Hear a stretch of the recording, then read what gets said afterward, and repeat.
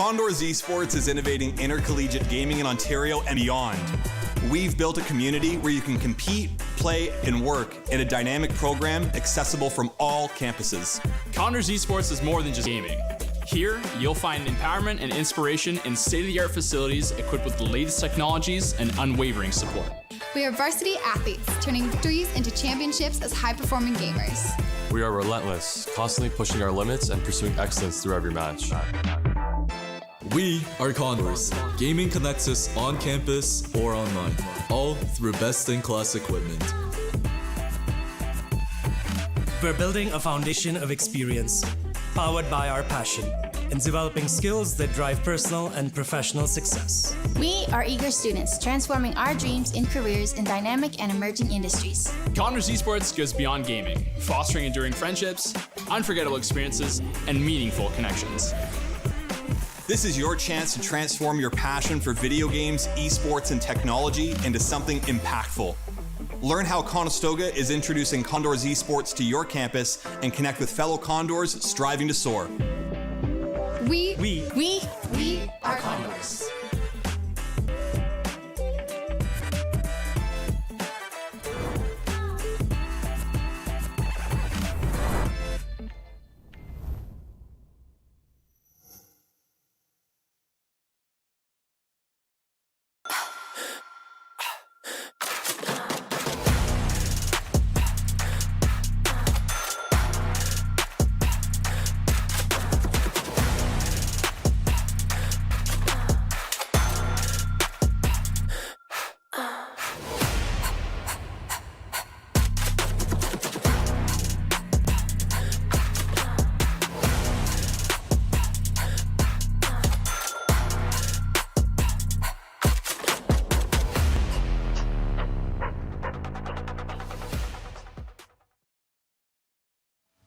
Ladies and gentlemen, welcome back to Conestoga College here in the lovely Condors Esports Hub. I'm Leaf, and Willow's once again joining me today for some more esports. We got a couple things up on the docket, Willow, starting off with some Rocket League. Exactly. Off with a banger. That's right. Starting with the good stuff. And, well, I guess who you are, you might argue that we're going to end with the good stuff. Later on, it's going to be Valorant. I will say we're starting with the good stuff. They're both good, but Rocket League's the goodest. They are. I mean, I kind of favor our Rocket League boys, so. That's right. Just been brainwashed. Let's They're go. just too friendly. That's true. They are really. Honestly, all of our squads are pretty nice people. They are. Overall. Yeah. Anyways, Valorant is going to be later on after the matchup here. We got a best of 5 first off, and we did watch the squad play yesterday. If you guys weren't there for that, it was the NECC play-ins, I believe, and you know, they got pretty far. They did top 4 in the play-ins, but that was just a play-in. But today is all about NACE, and it's still Chunk, 80, and Rashiel. You know what I'm saying?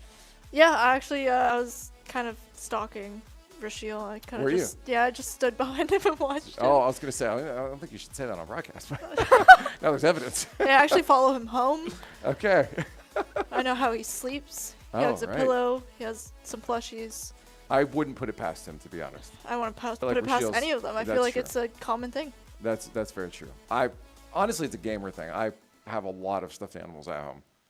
Rocket League should come up with custom Rocket League car plushies. Or actually, be better due to the eggs.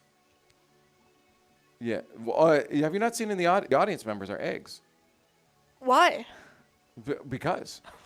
It's just easy to Yeah, copy well, I paste. got a whole theory on that, but I don't know if at this point if we do have anything to show of who we're playing against here, but I will tell you who we're playing against. Today it's going to be Fisher. This was a squad that ran into, I guess, some local controversies for themselves. They've been back into the league here, and they'll be playing against us tonight. Now, the players on this roster are actually of note. One specifically, you're going to see a player out on the field named Justice. Justice is a player that has been around in the higher level of Rocket League play for quite some time.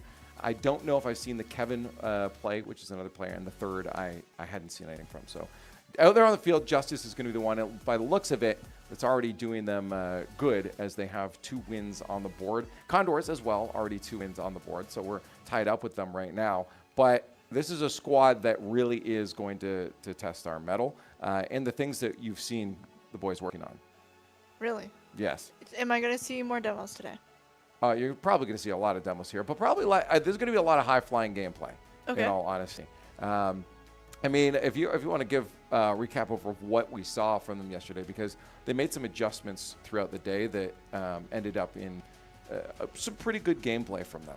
Yeah, I mean, they started off, like always, with really, really good offense, but some questionable defense. And throughout the day, we've seen them kind of level those out to be pretty equal. We still had some issues with defense. Like always, you can't perfect everything. And so we've seen a lot of Chunk hanging back at the net.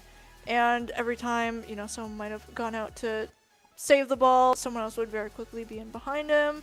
We've seen a lot of offense where we had two of our boys going up towards the net, kind of tag team, sticking close to make sure that if there was a mishap, they could easily catch that ball and try to score it.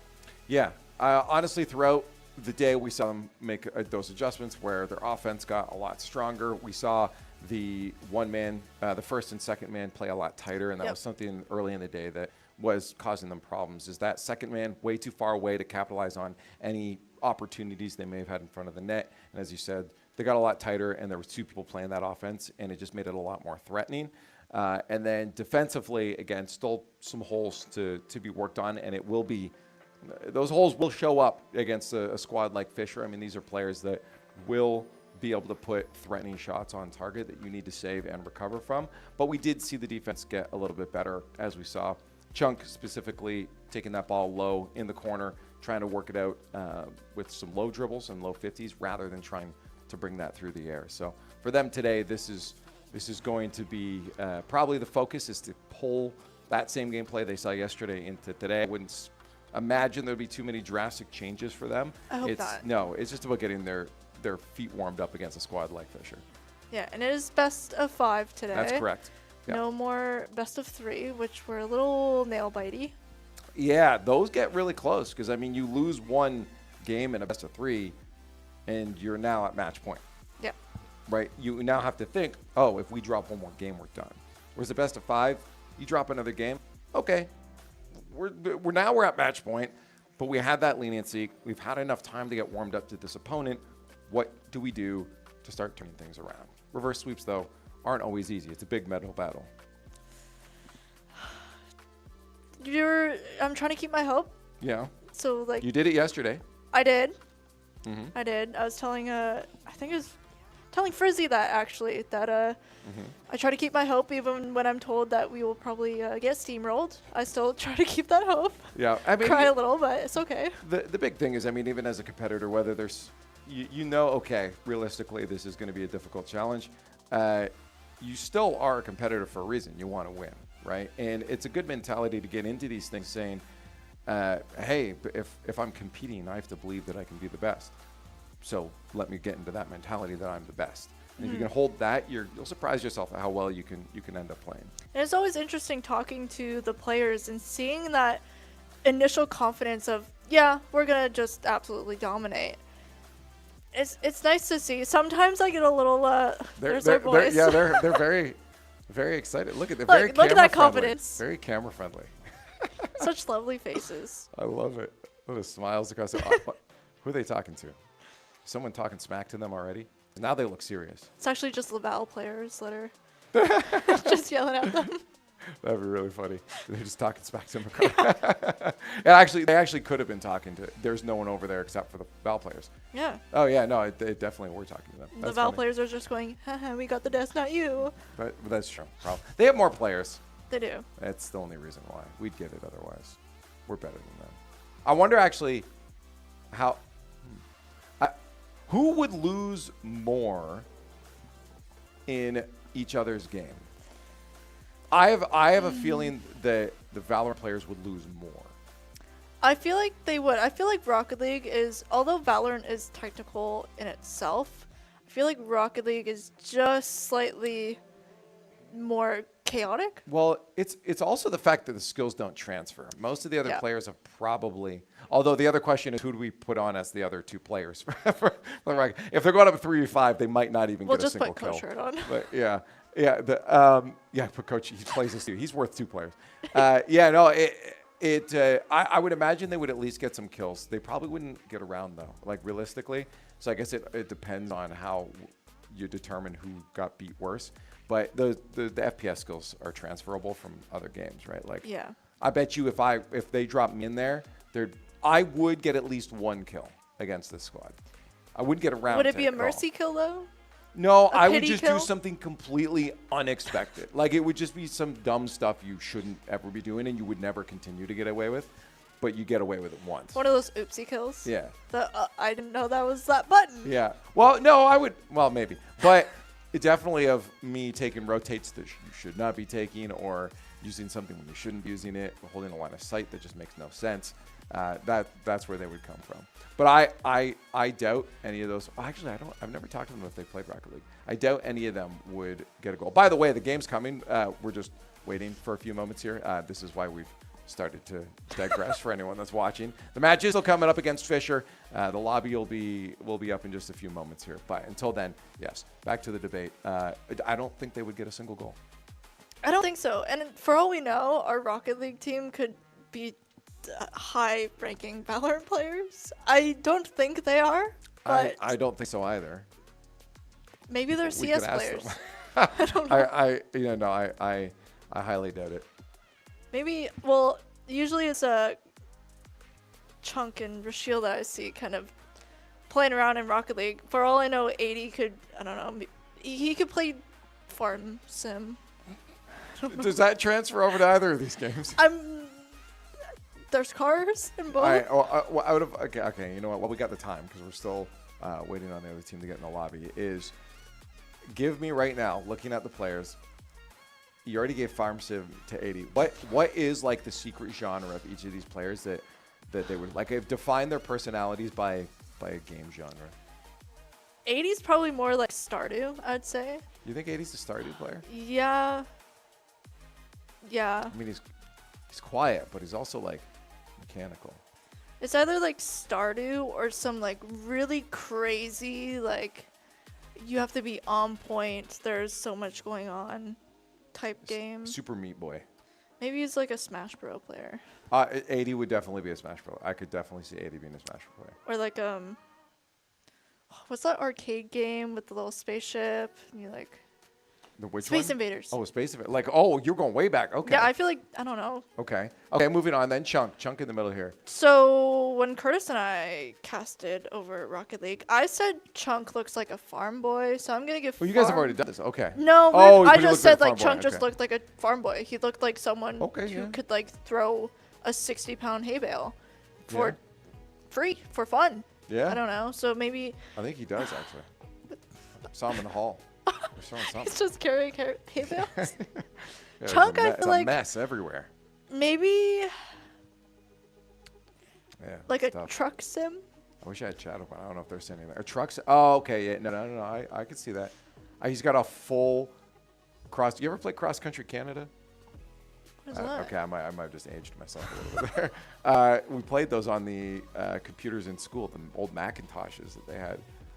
Yeah, that's crazy. By the way, just so everyone knows, we're still waiting on getting the other players in lobby. Some tech issues at this moment, so we are just sitting by and having a little podcast. Yeah. You're in the radio program. We've just turned into a radio show. Exactly. This is what we do. We kind of not necessarily kill time, we fill time. That's all we're doing in life, isn't it? Yeah.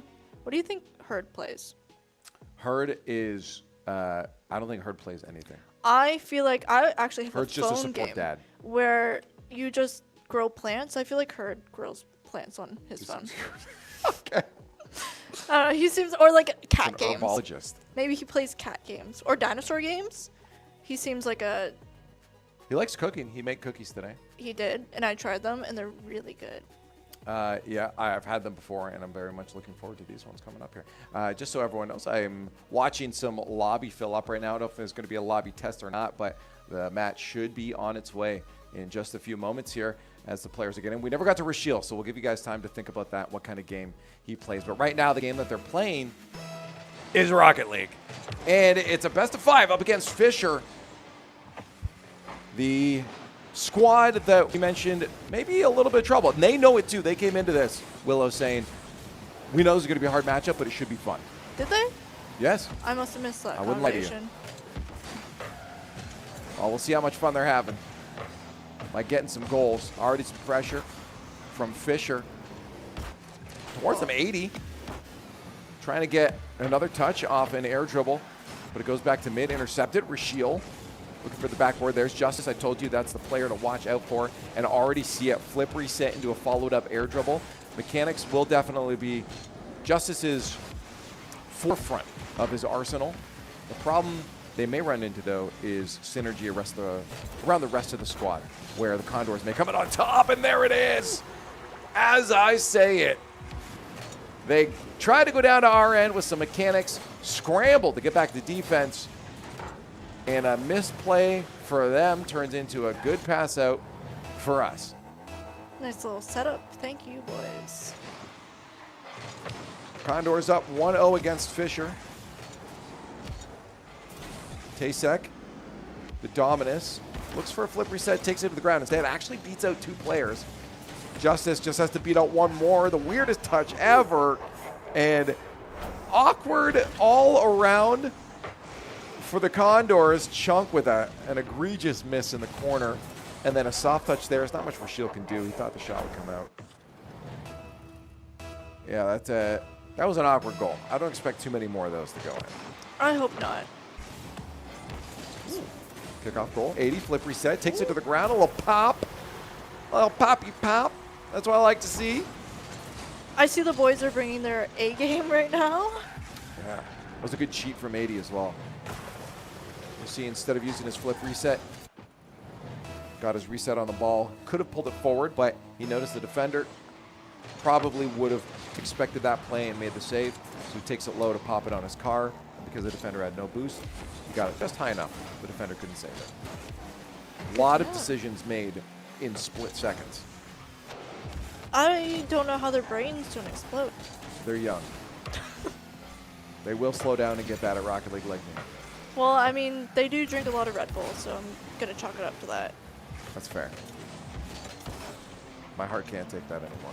Ooh, good touchdown there to Kevin from Justice. Oh, interesting boost leave there for from 80 for his teammates. Kevin has the ball as the Condors start to make their way down towards their end. See how long they can hold at midfield. Doesn't seem to be the cleanest midfield hold that I've ever seen in my life. Not a lot of threatening shots. Again, even that one way wide of the net. Condors, may have a chance here. 80 off the backboard. Double tap, fakes it out. Leaves it for Chunk, but Chunk was just out of boost. Rashiel, well tempted, back to off, and what are you doing, Rashiel? Oh, buddy.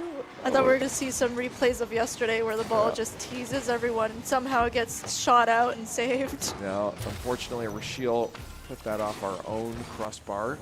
Oopsies. Set it up for Fisher to put that ball away. 2-2, 4-2-2 on the scoreboard. Love this image. And game 1 is back and forth. We're only halfway through our first game.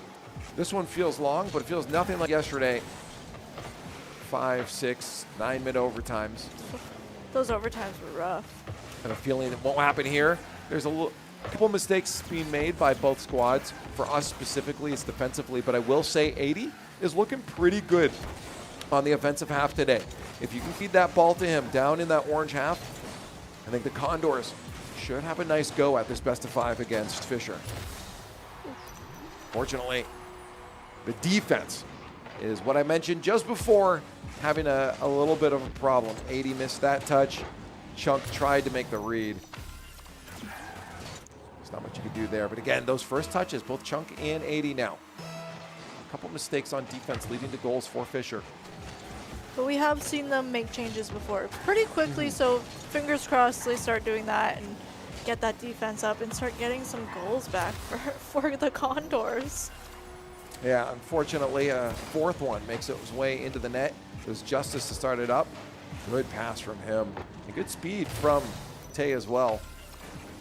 Honestly, got to give kudos where it's due to Fisher. The Condors, they're starting to trail a little bit too far behind. A little bit. Okay. A lot of it. A lot of it.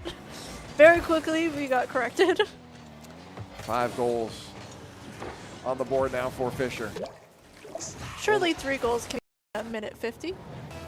Oh, absolutely. Yes. I am not calling doom and gloom at all quite yet. I mean, kickoffs can dispel any kind of lead that Fisher or your opponents may have had. And there actually might be a chance. Shot would have been on target, but 2 defenders were there from Fisher to stop it up. Ooh, good center there from Fisher. No one there to receive it. Chunk with low boost. Flicks that one away. Again, one of those midfield possession giveaways I was seeing yesterday. We're seeing a little bit of today. That's causing them to lose their chances on their breakouts, on their counterattacks. Miss from 80 there. Forces Chunk trying to recover the offense. But it is scrambling, and it is all playing catch-up to some of the missed touches that they've been getting moments before. It is very true, and even though we see these boys play offensively very, very well, just like that, just like Rachel, you know, I love when these boys back my comments. Even though they may or may not hear me, that's okay. Hey. It's the synergy that we have in here, from the void to them in the hub.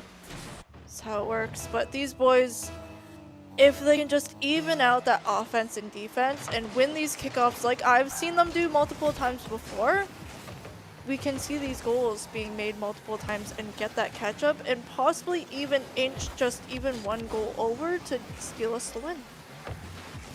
Well, 80 is the player I said to watch it on offense. He was the one to set up that goal. Shield just had to get that clean up, force it through, get that ball to 80. And the Condors have a good chance of bringing back game number 1, but 30 seconds left.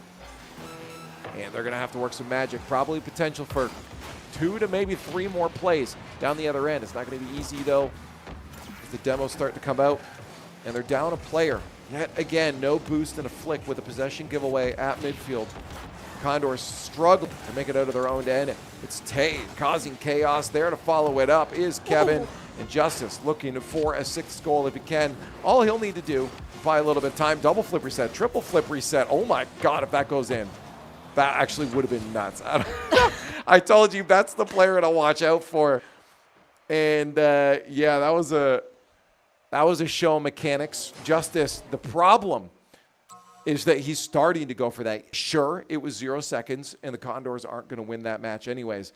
But that was a sign of Justice starting to pull away in momentum and feel comfortable. And you do not want to give that kind of space to a mechanical player. The second they start feeling comfortable is the second that they start doing stuff that puts the ball in your net. So how would you give advice to kind of counteract a player like that? A player like that is, sometimes you need 2 players. One player's got to be up early. You have to shut down that space. I mean, in this situation, it didn't matter as much because as I seconds, they weren't going to win anyways, and the Condors probably just didn't. They're just going to watch. They honestly were probably watching the triple flip reset themselves, saying, "Oh, is he going to do it?"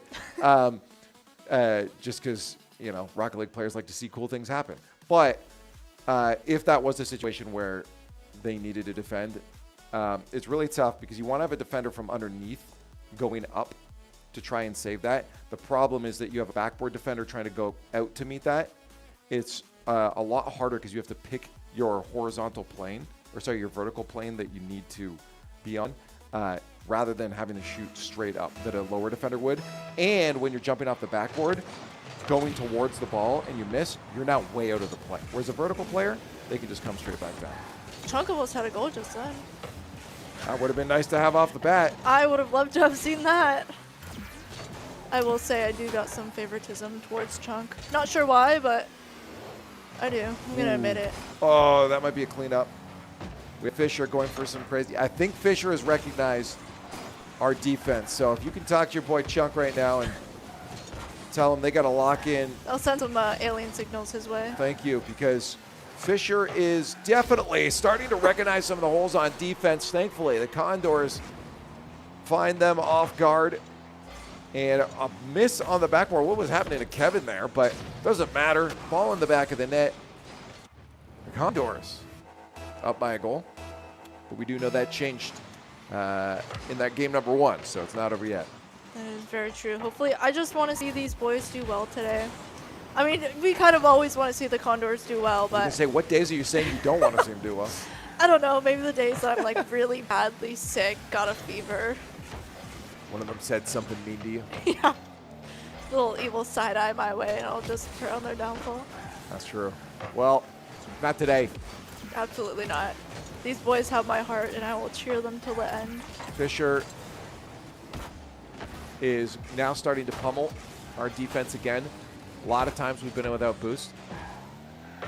Justice was looking for a solo play there, but bangs it towards it instead. They can't keep it out. Kevin's going to get credit for that, but it definitely felt like a goal that should have been saved. Off of 80, off the ceiling. I think Chunk just, yeah, got a bad angle on that save, and it just unfortunately went away from him and into the net. Just over a minute, we're tied up. Ooh, nice demo nice demo there. Off the kickoff, though, it doesn't really turn into anything for us. Justice, watch out, he's going to have the flip. And there's Chunk immediately get into the ball to make sure that their star player on Fisher's squad isn't given the space he needs. Justice is now back down the other end. Thankfully, demoed off the play. That's what I want to see. Take that guy right out of the play, and you don't have to worry about his mechanics anymore. 2 players up for the Condors, trying to force us down into the orange half. It is nice to see them collecting boosts, because one thing even yesterday they had some downfall with is losing those boosts and just not being able to get to the positions that they wanted to be in. Good passing plays. Hold up. Rasheal off the backboard. Kevin can't get that, but a missed touch there from Chunk. Puts it just a little low as he flies a little too high, but all 3 players were getting involved. Good passing plays. I want to see more of that from the Condors. Absolutely. Especially when they're able to put pressure on Fisher in their own end. It means defense can be kind of a slight afterthought. It still has to be there, but as long as you put that pressure on, it is okay to just balls to the wall. The ball is on the wall as 80 tries to bring that past midfield. They're locked out. There's a shot on target. 80 goes for the inside out, but the ball was cut a little bit too fast for him to make the save. Kevin, great touch out center, and Justice, wonderful pass down to Tay. Fisher showing that they can lock together on these kind of plays as well. It's not just the Condors that know how to pass. Oh, that was, well, we got a nice pass to 80 from Fisher. Unfortunately, the Condors still have possession. There it is now, but a good stop from Kevin. What's going on? Great bump. But where's that second man? We talked about it yesterday. We want to see some of those tight second mans, and it just wasn't there. Those opportunities come up. They need to be capitalized on, but they're playing a little bit scared, I think, just knowing what Fisher is capable of. There's a good passing play, but Chunk again, possession away at midfield. That's something that we're continuously seeing from the Condors. That's just thwarting their own chances at those counterattacks. Exactly, and one thing that I'm seeing is not necessarily a lack of confidence, but just reading plays almost, where it's just, we'll see 2 defensemen over at our net when we could very much just go for it, but we just hang back, and I'm not sure why, other than Fisher's kind of making them a little scared in their boots, but I don't know. Hesitation could be the bane of any competitor. The final minute is on its way there. Is that going to make it in? Rasheal on the goal line manages to take away that passing play. The threat's not over yet. There's Justice with a shot, posting in. 1 minute left, 2 goals up. Fisher starting to walk away with this game just like they did in game number 1.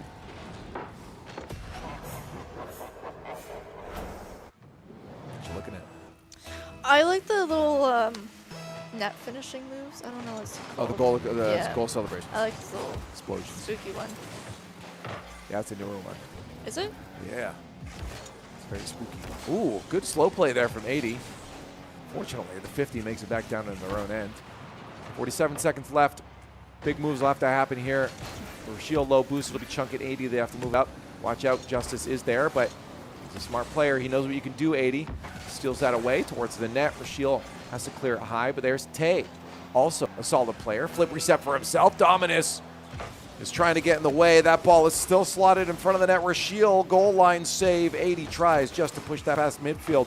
It's not over yet. The onslaught continues. 20 seconds left. The Condors are struggling to make it past midfield. This could be their opportunity, but yet again, no boost. Justice with a lot of boost. They'll make the save. 10 seconds left. The Condors may have just lost their last opportunity to get a goal on net before we head into a game number 3. That's unfortunate. It seems like Fisher's calling these boys out by name. Just making them, pushing them into that defense that they know that they're not the absolute best at, and just not giving them time to figure anything out, use their brains.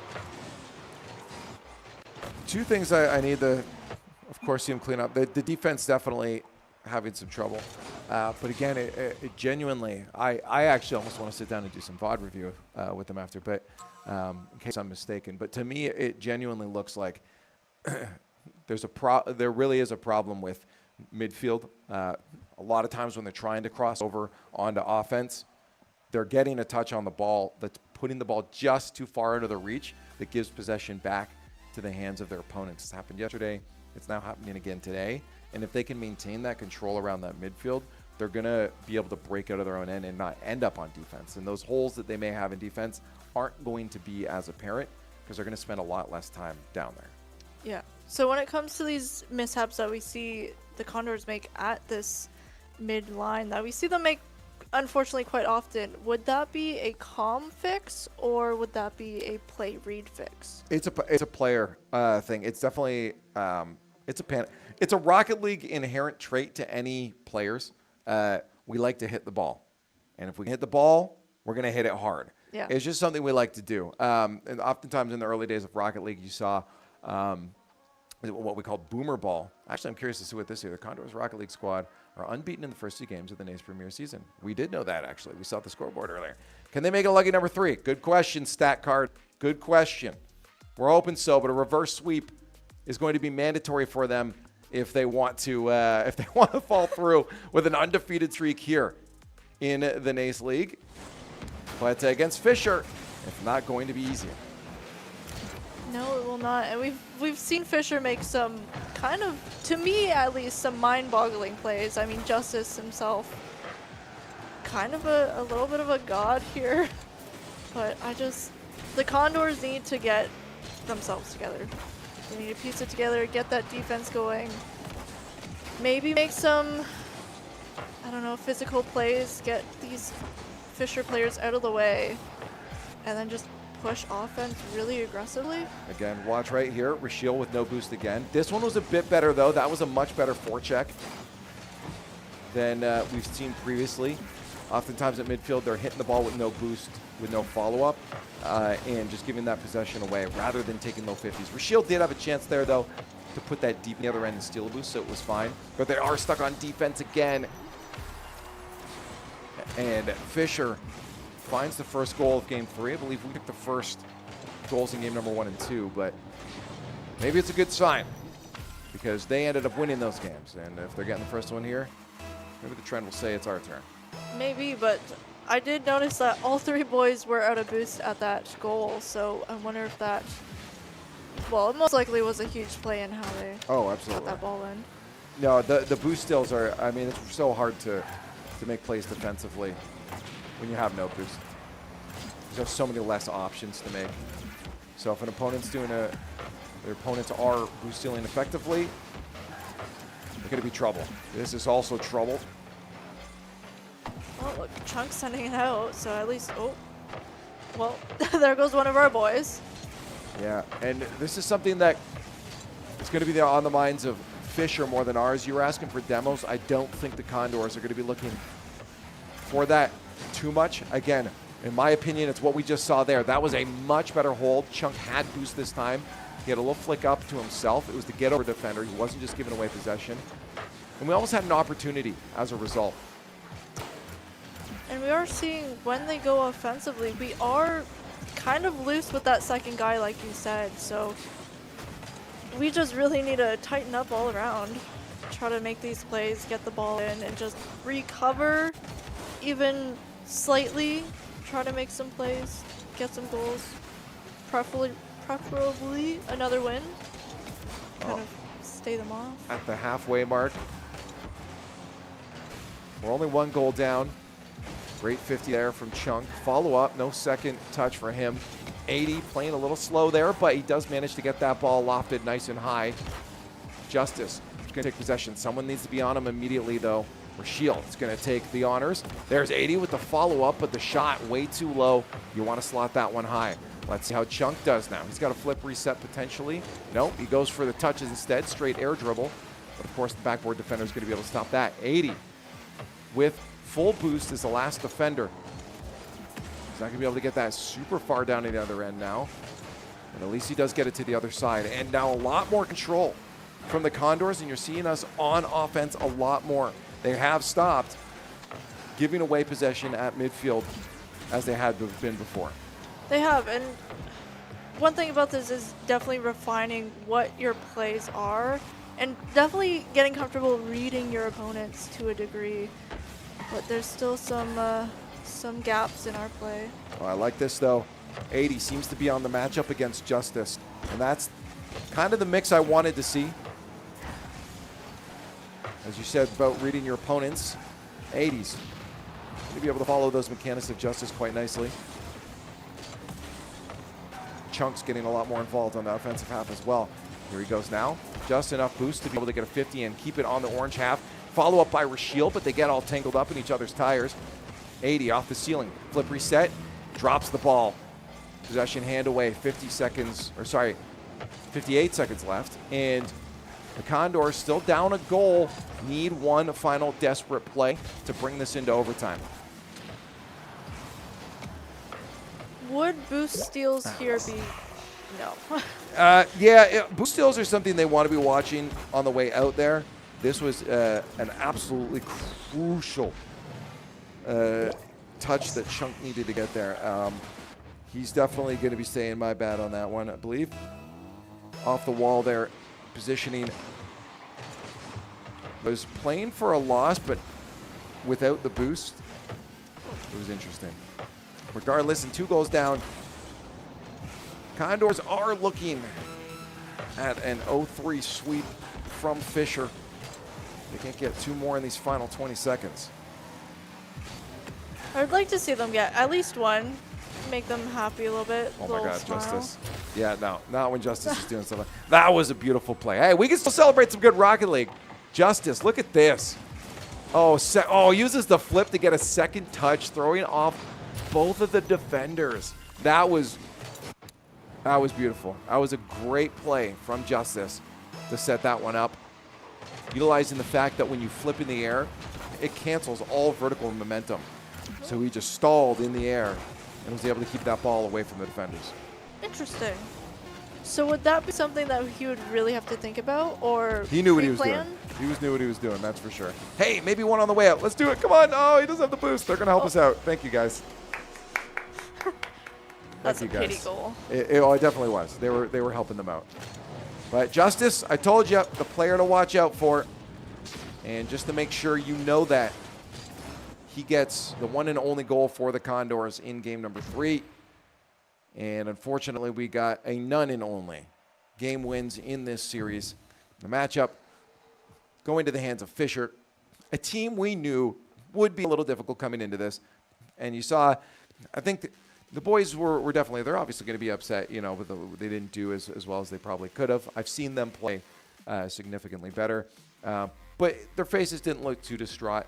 This was a matchup that they knew it was going to be difficult. I saw Rashiel kind of, what can we do? At the end there, they're thinking and they're learning from this matchup. Yeah, and this is a great game to kind of go home and rethink. Just sit down and kind of let it stew. Understand where you might have had gaps in your own play and also in your teammates' play. And then really look at the other team and go, can we do what they did? And how do we do it? And then replicate it. Yeah. Again, a lot of it, I think the Condors need to focus. There were some mistakes that just shouldn't be happening with the squad. We saw it, but there are, again, some of those game plan things I talked about, the midfield strengthening that up. They're good on offense. They just need to get on offense. And the problem is that they're giving up their own opportunities sometimes of moving to offense by opting for just some of those touches away rather than just trying to go for some low 50s. Again, it's hard to do what your opponents do when your opponents, it's mechs. I mean, that's just spending some time in free play. Our players do have some good mechs, and we saw them early on. It really was just, I think the Condors were maybe doing themselves in. I mean, it's a good squad on the other side, but I do believe that this squad of players has that potential. Like, if they're playing at peak, they keep up with this Fisher squad. They definitely do. And I've seen them play significantly better than they did today. Yeah. Oh, yeah. Which is a little saddening, but that's okay. Hey. We all have our days. We have our off days. And that's okay. I'm so proud of the boys. All that matters is that they don't do that going forward. Yes. They're still going to be right there under Fisher on the leaderboard, right? They're still going to be able to sit at the top of this group play in the league play. But they have to make sure that from here on out it ramps up and those mistakes are tightening up. We saw flashes of brilliance. I love some of the passing plays that were coming out. We know that they're still looking for each other. 80 again was looking like he was feeling decent on his mechanics today. And then we saw a good amount of gusto from Chunk as well by the end of it. So we just need that momentum to carry on through to the rest of these matches. They can do it. I know they can. I'm not even just saying it because like I'm here at Conestoga. Like genuinely, I'm being objective as possible that I genuinely have seen these players be able to keep up with a squad like that. Yeah. I mean, I feel like the tournaments this weekend showcased that. Oh, yeah, absolutely. And again, all of their play last year. And, well, yeah, I guess you can get worse. But generally, you get better, especially if you're playing competitively, right? Exactly. That's very true. But that is for our squad here for Rocket League. Later up, I don't know what time it is. We're going to see here. We will have our Valorant squad playing at 8 o'clock, but I don't know how long that is for now. It's still 20 minutes away. So we're going to go to a little bit of a break. You don't need to hear us yapping for 20 minutes straight. And then we'll be back on the other side for the Condors dropping in to some Valorant. We'll see you on the other side.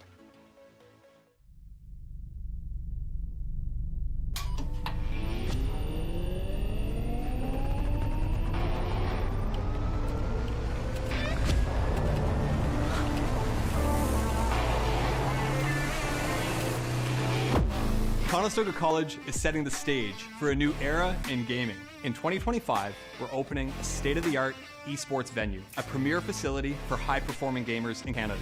In this 10,000 square foot facility, we're putting you in the center of the action. The facility will have 50 top-tier PC stations, 5 console stations, immersive VR stations, a team operations room, a full production suite, and a premier competition stage. Esports is a rapidly evolving industry with global viewership of 532 million in 2022.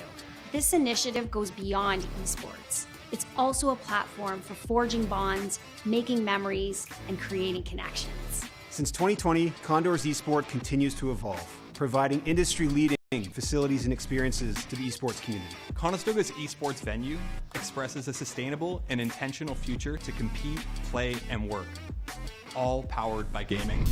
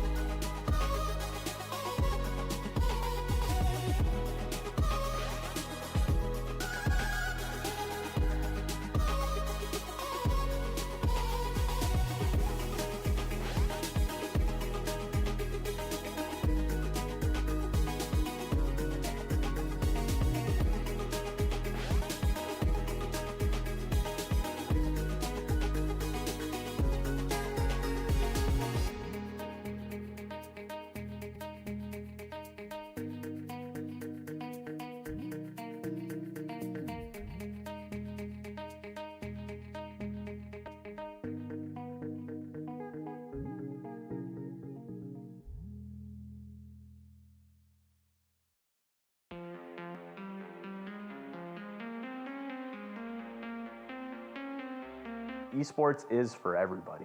That's what makes this so special, where there's not a lot of barrier to entry. It's, do you have a passion for gaming? That's all it really takes. There's so many different things involved in this. It really does take that full team to make a successful event run.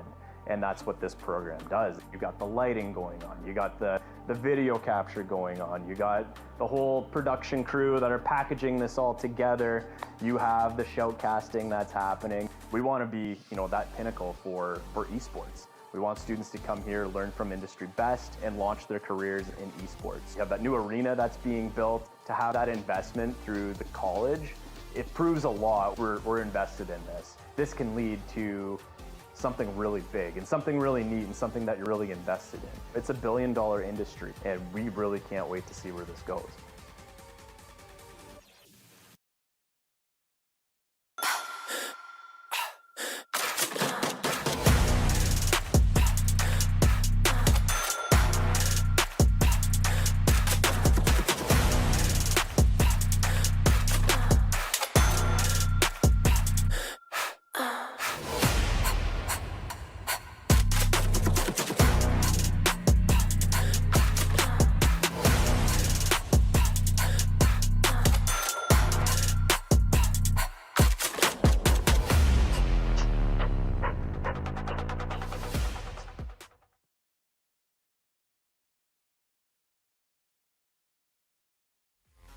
Hello and welcome back to the Condors Esports Hub, or welcome still here if you haven't left us, because we're still here and watching some Valorant soon. I'm Leaf, and Willow is joining me again for our next match. We just watched some Rocket League.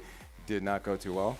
No, unfortunately not. We took a loss, but it's okay. The boys are still smiling from what I've seen after, and they'll take it home. It's I definitely, and talking to them too, we mentioned this was a loss that looked like it was more on them than the opponents. This is a roster they could have done well against, but they know we got some things to clean up going forward. They have a lot more games they can play, but just not today, because we're moving on, of course, as I said, over to our Valorant squad. This is a game that we do have to get up front. Both of us have very little experience with. Yeah. So we try to get a crash course. We did our best, but there's a lot to learn. So we'll be doing our darndest, so bear with us as we go through this. But we do have our squad, of course, on screen right now with Kip, Non, Silly Shadow, Willie, and Kevin. And again, for myself, Willie and Kevin are players that we did not see last year joining the roster. Silly Shadow, Non, and Kip are some veterans of the squad. Good to know. Yeah. Yeah, it is good to know. I recognize Willie from our little commercials. Yes, yeah, he was in them. I saw him just before. But it's good that you don't. That's the thing with collegiate is oftentimes you're going to have rosters completely flip, and that can just change everything so much. But from what I'm seeing here is we have 3 players that at least majority of the roster has remained the same, has remained familiar, and these 3 players are going to be able to have a lot of synergy and experience that they're going to be able to bring to these other 2 players here.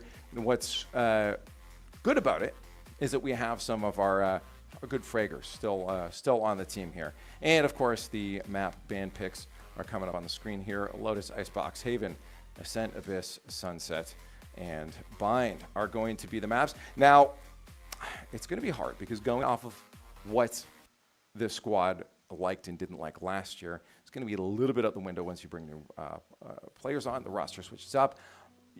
What those players prefer might change, and maybe they bring something new to the squad that is good for them. But I do know the Icebox was one we did not like, which is why you see it there as a ban. Because, in general, not our favorite one. I've seen us get hurt quite a bit before. So the fact that we ended up on Haven, Ascent, and Bind is good. Ascent and Bind are going to be maps that are a little more akin to us, that decider down at the end. And again, Sunset being the ban is another good one, I believe.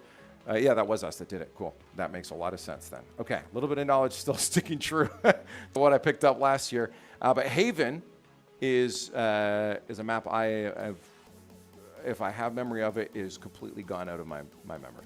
Well, so far you are doing better than I am, because these are just words and pictures to me. There'll be more words and pictures on the way soon. as we end up looking at once they get into their character picks as well. And then you'll be looking at even more faster pictures when the explosions start happening. Then we'll be seeing colors and pictures and Yeah. probably the players screaming or not. We'll see. Well, they hopefully screaming, just not at each other. Hopefully screaming at a victory.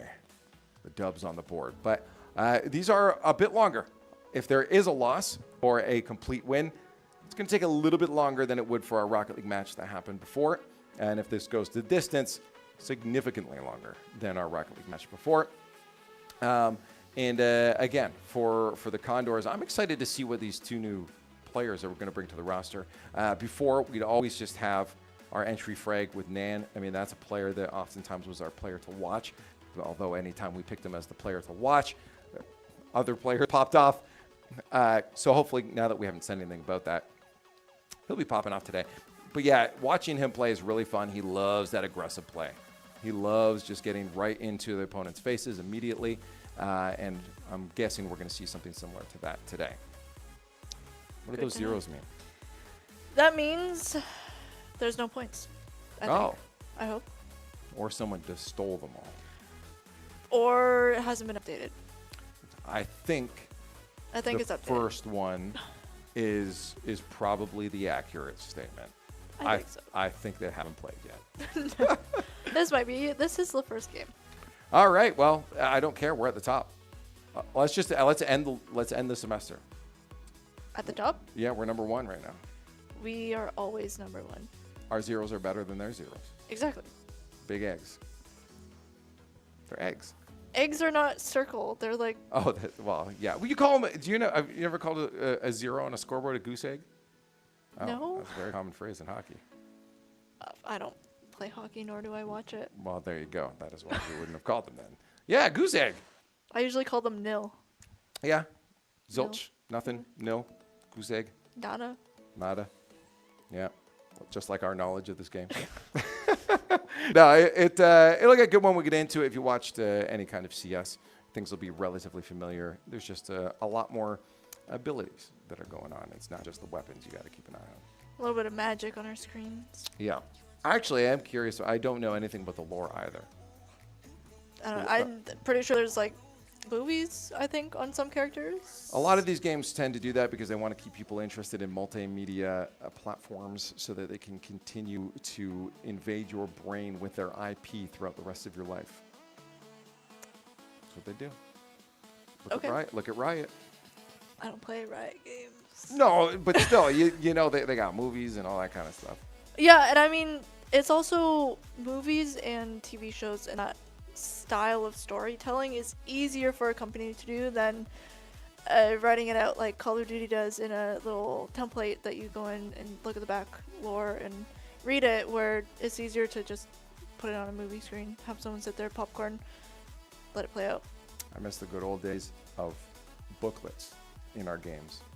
Like Dungeons and Dragons booklets? Well, no. Like when you buy a video game, it comes with an instruction little manual. thing you slide out? Yeah, and they would have stories and lore and everything about the game. I didn't read those. How old are you? 21. I guess. My brother probably read them and then threw them away. Just trying to think when they stopped doing that. Yeah, they probably stopped doing that, honestly, around like mid-2000s. I think it's been a while since then, yeah. Anyways, look at these guys. They're sleeping. Oh, do we have who was it? Was it Kip last year that would always just disappear into the abyss in his chair? I can't remember who it was. But I think it's Silly Shadow's the one doing it right now. Just leaning back? Down at the end there. Yeah, well, no, Kip. I think it was Kip. I could be mistaken. But he was always sitting in that chair, so I think it was him. He would just disappear into his like full back, just gone underneath. Just the sliding desk. down? Yeah, just gone. Yeah, you can see the lean going on right now from him. Yeah, Silly Shadow's got the arms up. Anyways, this is not indicative. It's very easy to look at the squad and say, okay, well, they're asleep. They're done. But no, we have absolutely seen them do this pregame ritual. Lean back, get relaxed, get the head in the game, Look at these and then keyboard pop off. tilts. Welcome to keyboard shooters. Wait till you see how close they get. Now, these guys aren't as bad as CS players, but wait till you see how close these monitors get to their face. Well, I've seen our COD players. They get real close. Yeah, I don't know how they do it. It's, I mean, to be fair, they're playing on 24-inch monitors, so it's a little, you do have to be a little bit closer than normal. But, oh yeah, some of these players, their keyboards are like full sideways. I've seen a player with an inverted keyboard before. Like it's the arm has been upside down, yes. Why won't you just turn the keyboard upside down? And well, no, not upside down, keys facing. No, like 180 the board, just I don't know.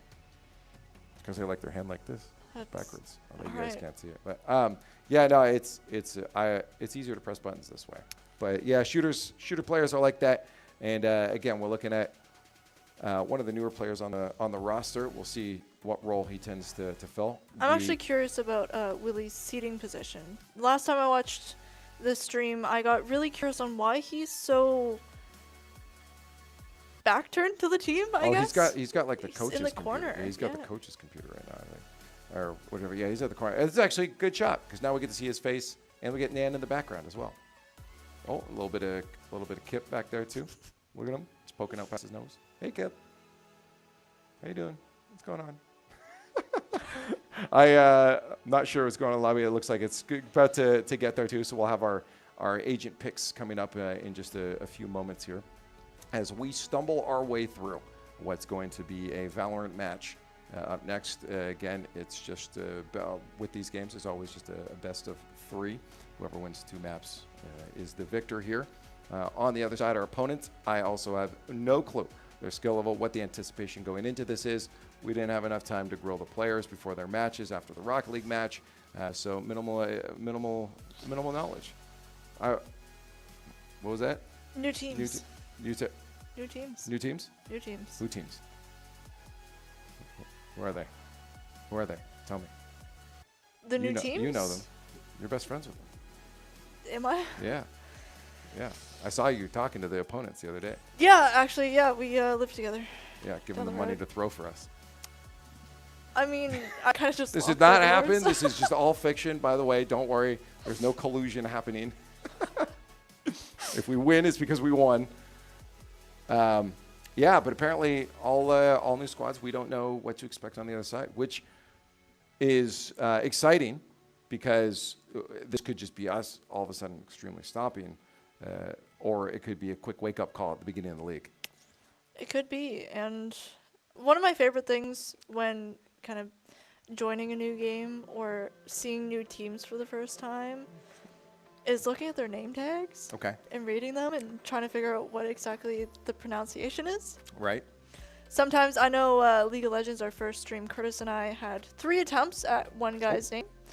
Let's get back to that in a second here. We do actually have the agent picks coming up. Also, I'm kind of concerned about the way you said pronunciation. Do you have an issue with the way I said it? Pronunciation. Pronunciation. Anyways, on the other side, I mean, these are going to be some classic setups. I was very curious coming into this as someone that doesn't keep up to it, if we would see drastic changes when it came to the lineups, as across last semester coming into this one.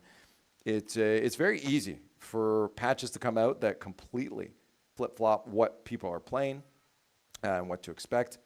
It is interesting. Is that Kip? Is that an Astra up there? It is. Okay. Very interesting. I like this. All right. Yeah, but the rest looks pretty similar. Nan going with the classic Jet as well. So again, this is a player you want to see generally diamond in. He's the guy that should be getting the frags. I mean, the whole squad's gonna be getting kills too, but he's an active player, a man after my own heart. Go forward and shoot people. Better than I do. I kind of just panic. All right. Well, hey, we got some gameplay. Let's see how this goes. Maybe we get they'll give us some mercy and give us a nice 2-0 sweep. I hope so. Well, Silly Shadow, Kip, and Dan. And again, these are 3 players that already have a bit of an idea of what the squad wants to do, what they're trying to accomplish. it's nice to not go in with a full, fresh set of players. Being able to go in and transfer some of that knowledge of what you experienced before is always going to be good. Hey, maybe, I don't know. Maybe these 2 new players they brought on are the best of the best, and it's the other way around. But we won't find out until we play. And University of Maryland, our opponents against the Condors. Pistol round number 1 will hopefully go in our favor. You always want a good pistol round at the beginning to win.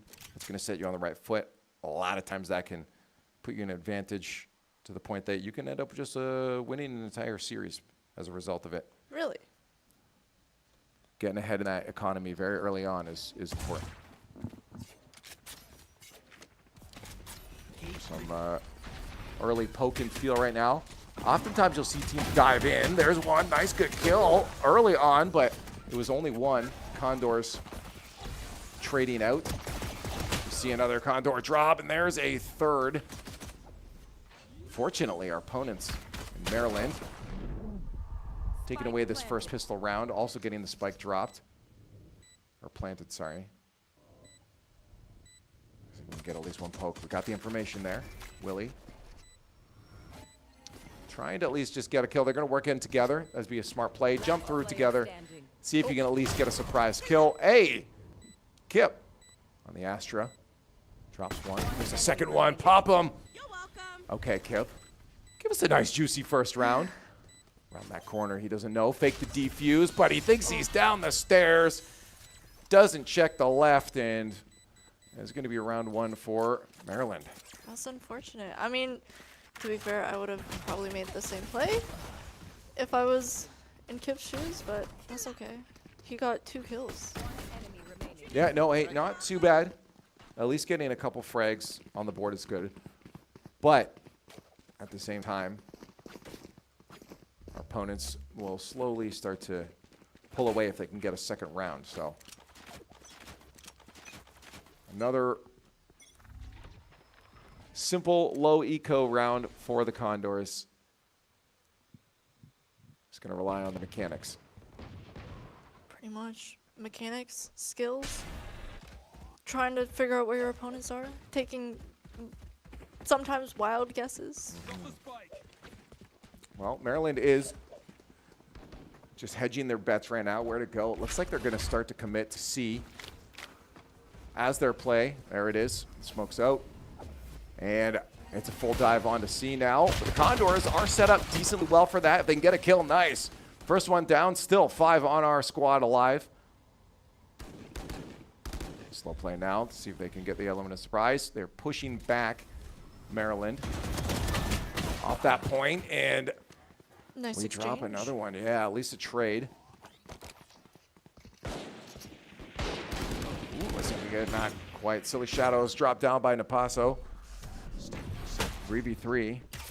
Gun advantage for Maryland. Let's see if we can win this gunfight. Not quite. Flaps drops the last 2 as well. Napaso getting 2 pieces himself. Not the worst hold, but again, very difficult when you're still fighting pistols. Yeah, right now, our boys just need to get some econ going. Well, they'll have some guns now. Still not an ideal situation.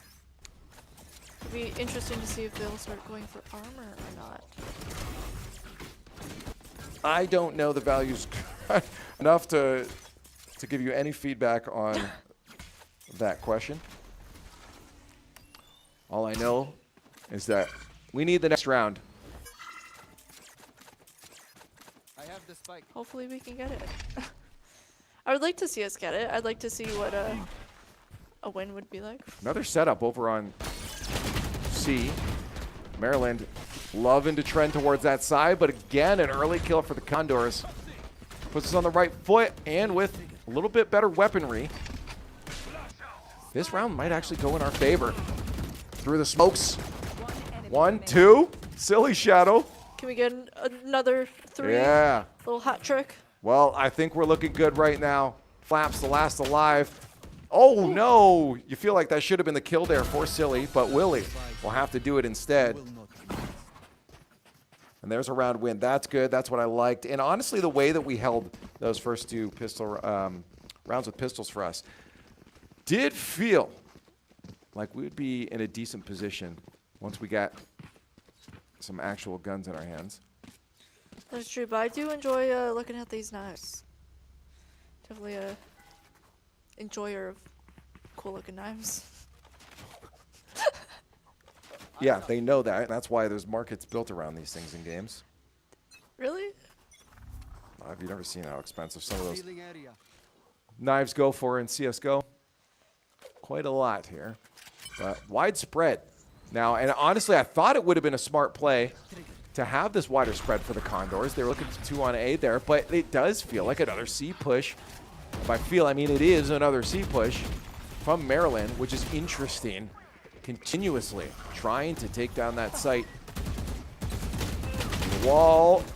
Nivik can't find or connect with as many players as he wanted to. At least got one. Yex will drop 2 of our players. 3 left on site.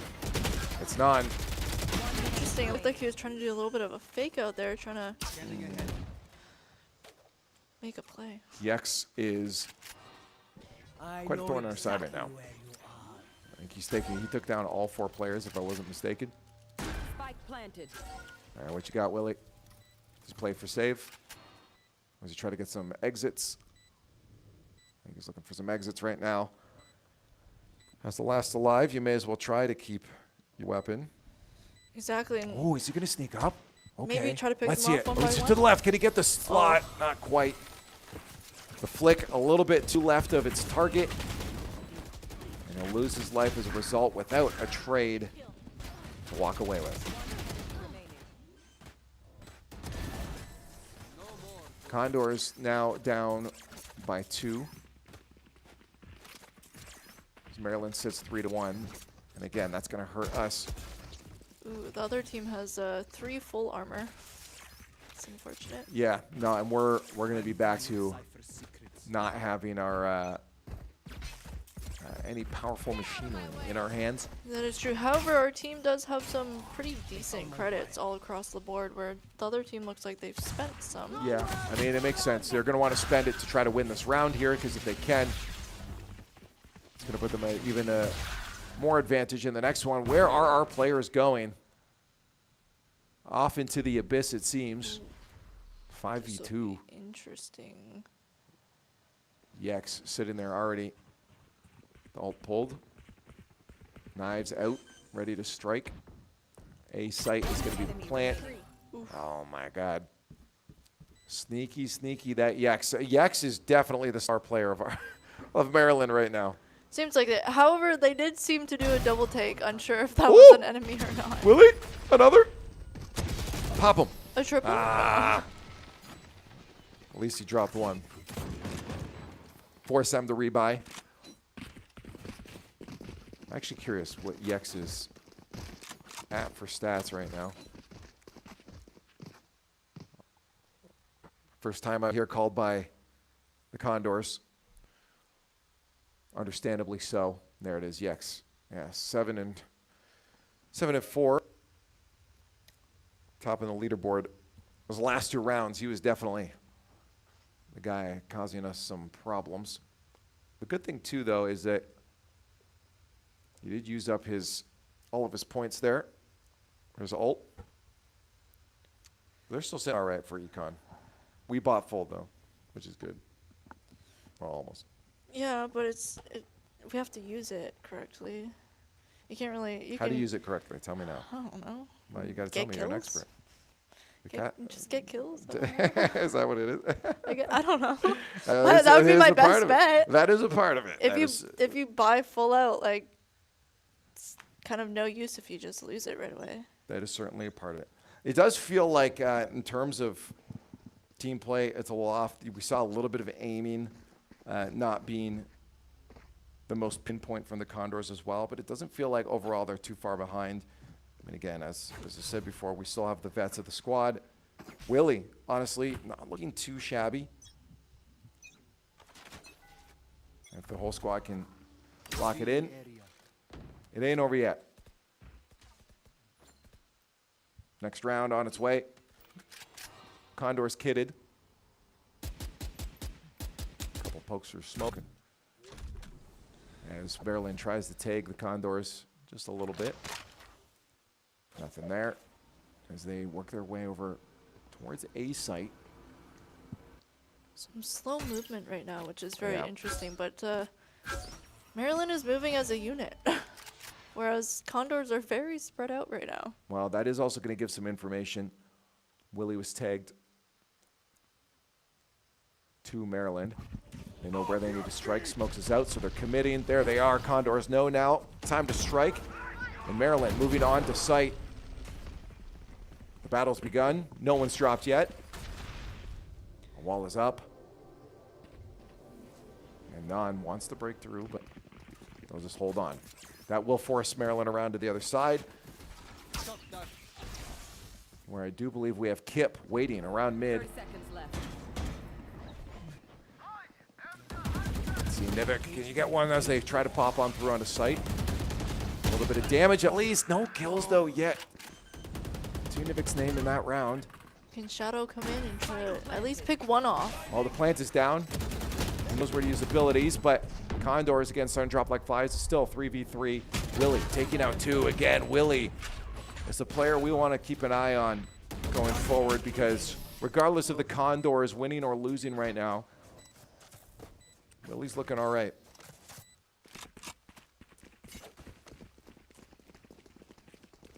That's the angled desk buff. Exactly. And he's the only one with the kind of straight across normal keyboard layout. No, see, by compared to the rest of the desk though, it's angled just by default of his position. I guess, but Non has his keyboard really close to his chest. Plays like a guitar.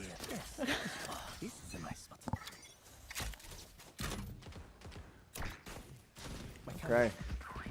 Setups out, and yet again, C-site rush for Maryland. And we're already dropped a player.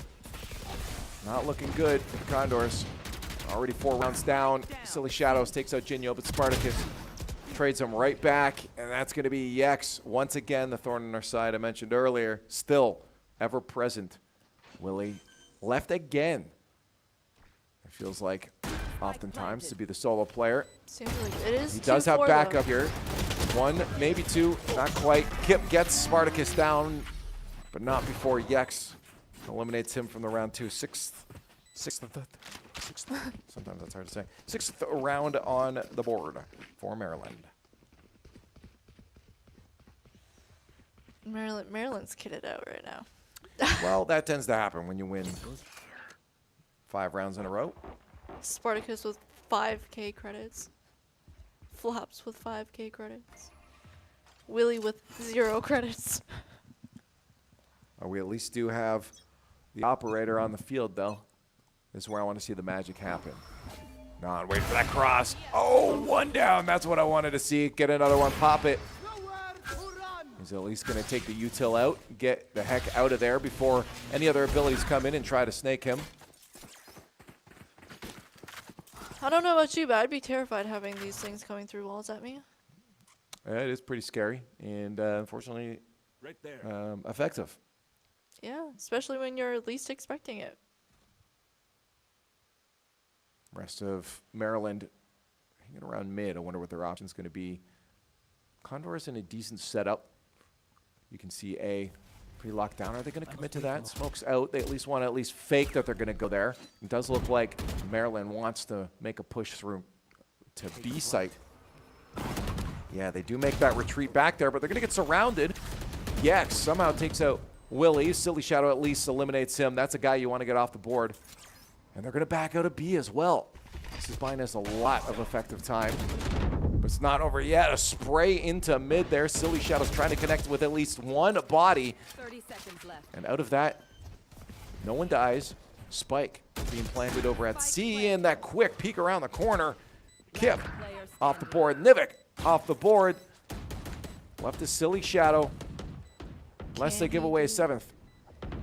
I've hope in Silly Shadow right now. Well, you're going to need a heck ton of it because there's 3 Maryland players sitting on site with spike planted. They are looking. Oh, okay. You thought that connects. You thought that was it. Fortunately, Maryland was it just a little bit sooner. And that op being dropped so early on, too, in the round absolutely hurts us. I don't think it got picked up. It doesn't look like Maryland wants to utilize it. Oh, no. I'm just going to machine gun the wall. Sometimes you just have to have fun. Kill some time. Entertain your brain by emptying Shooting walls. Yeah. Isn't this what CS players do as well? Yeah, every game's got their own little fidgets at the beginning. All right, Maryland. Oh! All right. Well, that's unfortunate. That might be indicative of the rest of the series, to be honest. It seems like it. It seems like today is just an off day. Much like it is for Flaps right there. Yep, that was fun. That was a little look down. Oh my God. Yeah, this is what through the smoke too. Yeah, insane. these are crazy plays. I may just be dumb and not understand that he had visibility on that, but that was wild. Just guess a fun little spray through it, and an 8th round. Yeah, there's definitely a lack of synergy we're seeing from our squad last year. This is definitely going to use a little bit of work throughout the rest of the semester. Squad on the other side, I will say, is just mechanically on point. I mean, every single one of their shots have been locked in. They're getting those shots you saw through the smoke, even where they needed to land. Yeah. It's hard when you're playing a team like that. And they just support each other slightly more than the Condors are to each other. Okay, Nan with the off again. Uh-oh. Hello.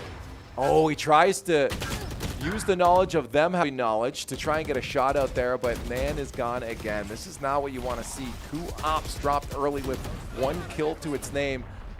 The Condors, though, are playing even. Not anymore. 3-2 on the site, and it's all now down to Silly Shadow. He gets 1. Turn around. I think he knows the other might be behind him. He's got to watch his back. Oof. So he looked like he had the feeling.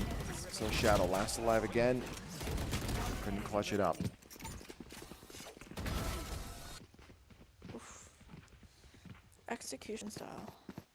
Yeah, there's a lot for the Condors definitely to work on going forward. I just hope a loss like this isn't going to affect the mental too much and more rather procs the motivation part of your brain. Yeah, I'd like to see them possibly go back to the drawing board and kind of sit together and, I don't know, play some patty cake, get some team bonding. A little bit of aim trainer as well. A little bit, yep. It's also hard when you're used to having a certain level of support like Anon is to go in with a new roster. The way you have to play might be a little bit different than what you're usually expecting. The X with the Outlaw. Abs a kill, and again, this player has connected with almost every single shot he wanted to go for. Where's the rotate happening? Bomb is moving its way over to A. That's going to hurt the Condors because they're still sitting over at C. I think they've got the knowledge now that they need to move. And they definitely have it now as the spike gets planted. Willie, again. One of the key players for the Condors in today's tournament. The connection he's making with those bullets has been pretty solid. Fortunately, so have the opponents. We're down to 3v2. Jinyo is going to finally shut down Nivik there. Willie off the board too, and Silly Shadow gone as the last. It's unfortunate. We are losing these gunfights a little too fast for my liking. I've got to give it to Willie though. He has some good plays. Yeah, yeah. He's 9-10. Silly Shadow as well. We've seen been last alive, at least getting trades.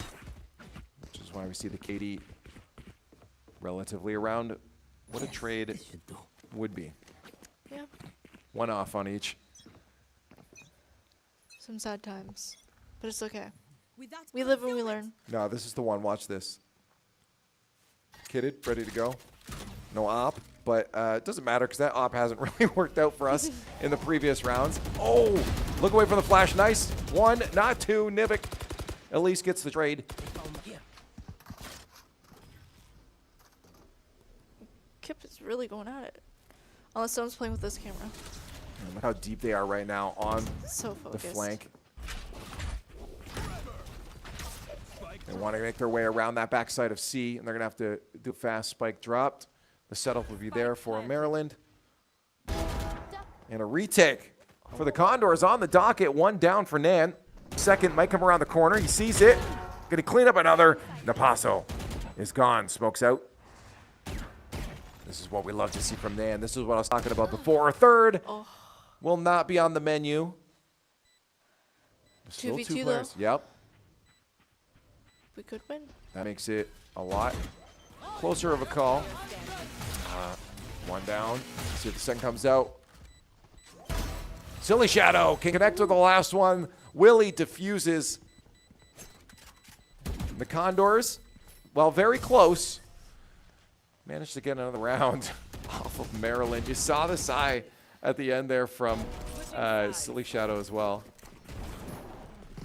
Is twisting his head like, oh my God, finally. At least we're finally able to get that. Hey, it boosts confidence. You kind of know that whatever you did that round went well, so you continue it into the next one and the next one, and indefinitely until you win. Hopefully. Hopefully. We'll see. Opponents, again, still going to be in a decent place economy-wise after winning, I believe, is 9 rounds in a row. Just about. Yeah, well, that's okay. We just don't look at the numbers. Numbers are numbers. Numbers are a little important in this. We are going to swap over now. Condors move on to attack. A site, the target for them. Non tries to get the first kill. Does have a Spartacus on an absolute run right now. What on earth happened there? Dropping 3/5 of our squad. Spartacus with 4/5 of the squad. Will Spartacus go for a team wipe? He's not going to get the ace. His teammates take it away from him. Yex, a little too greedy. Nah, they just want to get the win. If you get the win, you can get the win. Yeah, look at it there. Oh my God, down the corridor, and that's potentially on the Condors there. Yeah, for lining up like that. But also not a whole lot of return from them for fire. It kind of, they just let it happen. Yeah. Oftentimes, you don't want to line your heads up like that. Yeah. What do I know? You What's guys the are- saying? 2 birds, 1 stone? Yeah, that was 3 players and 1 Spartacus. Oh, wow. Quick rush here. That's what we like to see. This is the play style that Non is in for. Doesn't connect with anything on the other side there. At least they are up 1 player. Well, spoke a little bit too soon there. Spartacus and Flaps are going to drop 2 of our guys. Silly Shadow and Kevin off the board. Nan taking Flaps out to even things up. Kip trying to peek around the corner. Non taken out, unfortunately. Willie dancing. I don't know. Yeah, well, problem is that Yex with the Outlaws, lethal. Willie, another kill for our squad. That was a spike as well. If they can keep that holding just for a little bit longer here, they're going to get that spike blowing up in everyone's faces and a round win there for the Condors. Lovely, lovely, the attack.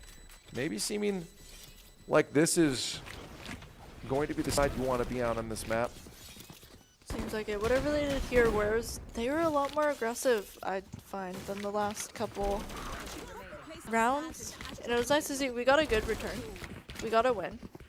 And whatever they talked about to get to wherever they decided, playstyle-wise, good way to go. Let's fly. 3 rounds for the Condors as Maryland sits perilously close to winning map 1. Another A push. And it looks like, yeah, Spartacus is going to be ready for that. All the information is out now, and almost the entirety of Maryland sweep on around to A site. The gunfights will really have to go in our favor. Kip is going to be able to annihilate one. It's not the player that we want off the board, though. We need Yex gone, and he's not going to go. He takes out Chilly Shadow on his way out, and the Condors eliminated in that round. The reaction from Maryland, very quick. The second they had the information of a push from the Condors on that site, the entire team was there, ready, and rocking. Very true. Maryland, they got the dynamics and they got the reads very well.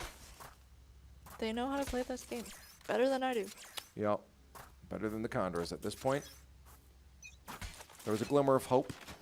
A little bit, but it'll be interesting to see how the Condors will recover after this game, what they'll talk about, what they'll change, what they'll keep even. Into the next map, certainly. That's not a good start to this one. I mean, at least there's a trade. Silly Shadow moving around, hoping to make some plays, but it's a slower game than I anticipated.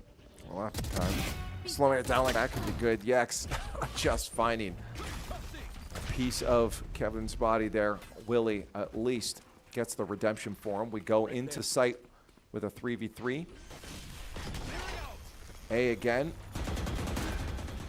There's a spray through smoke, trying to at least just keep those defenders at bay. Spike is down, and now it's up to Maryland for the retake. They're doing a good job with Willie, one of our top fraggers right now, off the board. It's going to be a little bit easier for them to move in. Kip at least trades out with Silly Shadow. And unfortunately, yet again, Maryland, with the strength of accuracy, managed to shut down the Condors and show us that map one, maybe not a map that we want to revisit again against this one, at least. It's definitely not our haven, that's for sure. Yeah. Unfortunately. Yeah, look at that, Spartacus even. We saw Yex going off, but Spartacus had it by the late match, 21-9. Yeah, this outlaw was absolutely lethal. Craziness. Every time he saw someone that connected, and they were dead. Yeah, and I mean, like, pretty much their whole team was at the top, but one thing that's very interesting is that Chino is at the bottom.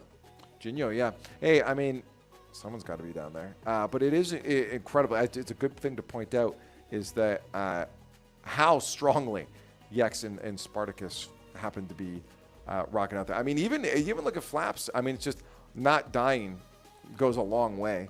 It does. And when you have a KD ratio like that, it's even at 16-6, the whole squad besides Jinyo were in a positive KD and looking pretty lethal out there. It's the accuracy really hurt us in those early rounds. I mean, you saw it, maybe just nerves, whatever it was, but early on, Kevin, a couple just wide flicks on some of his shots.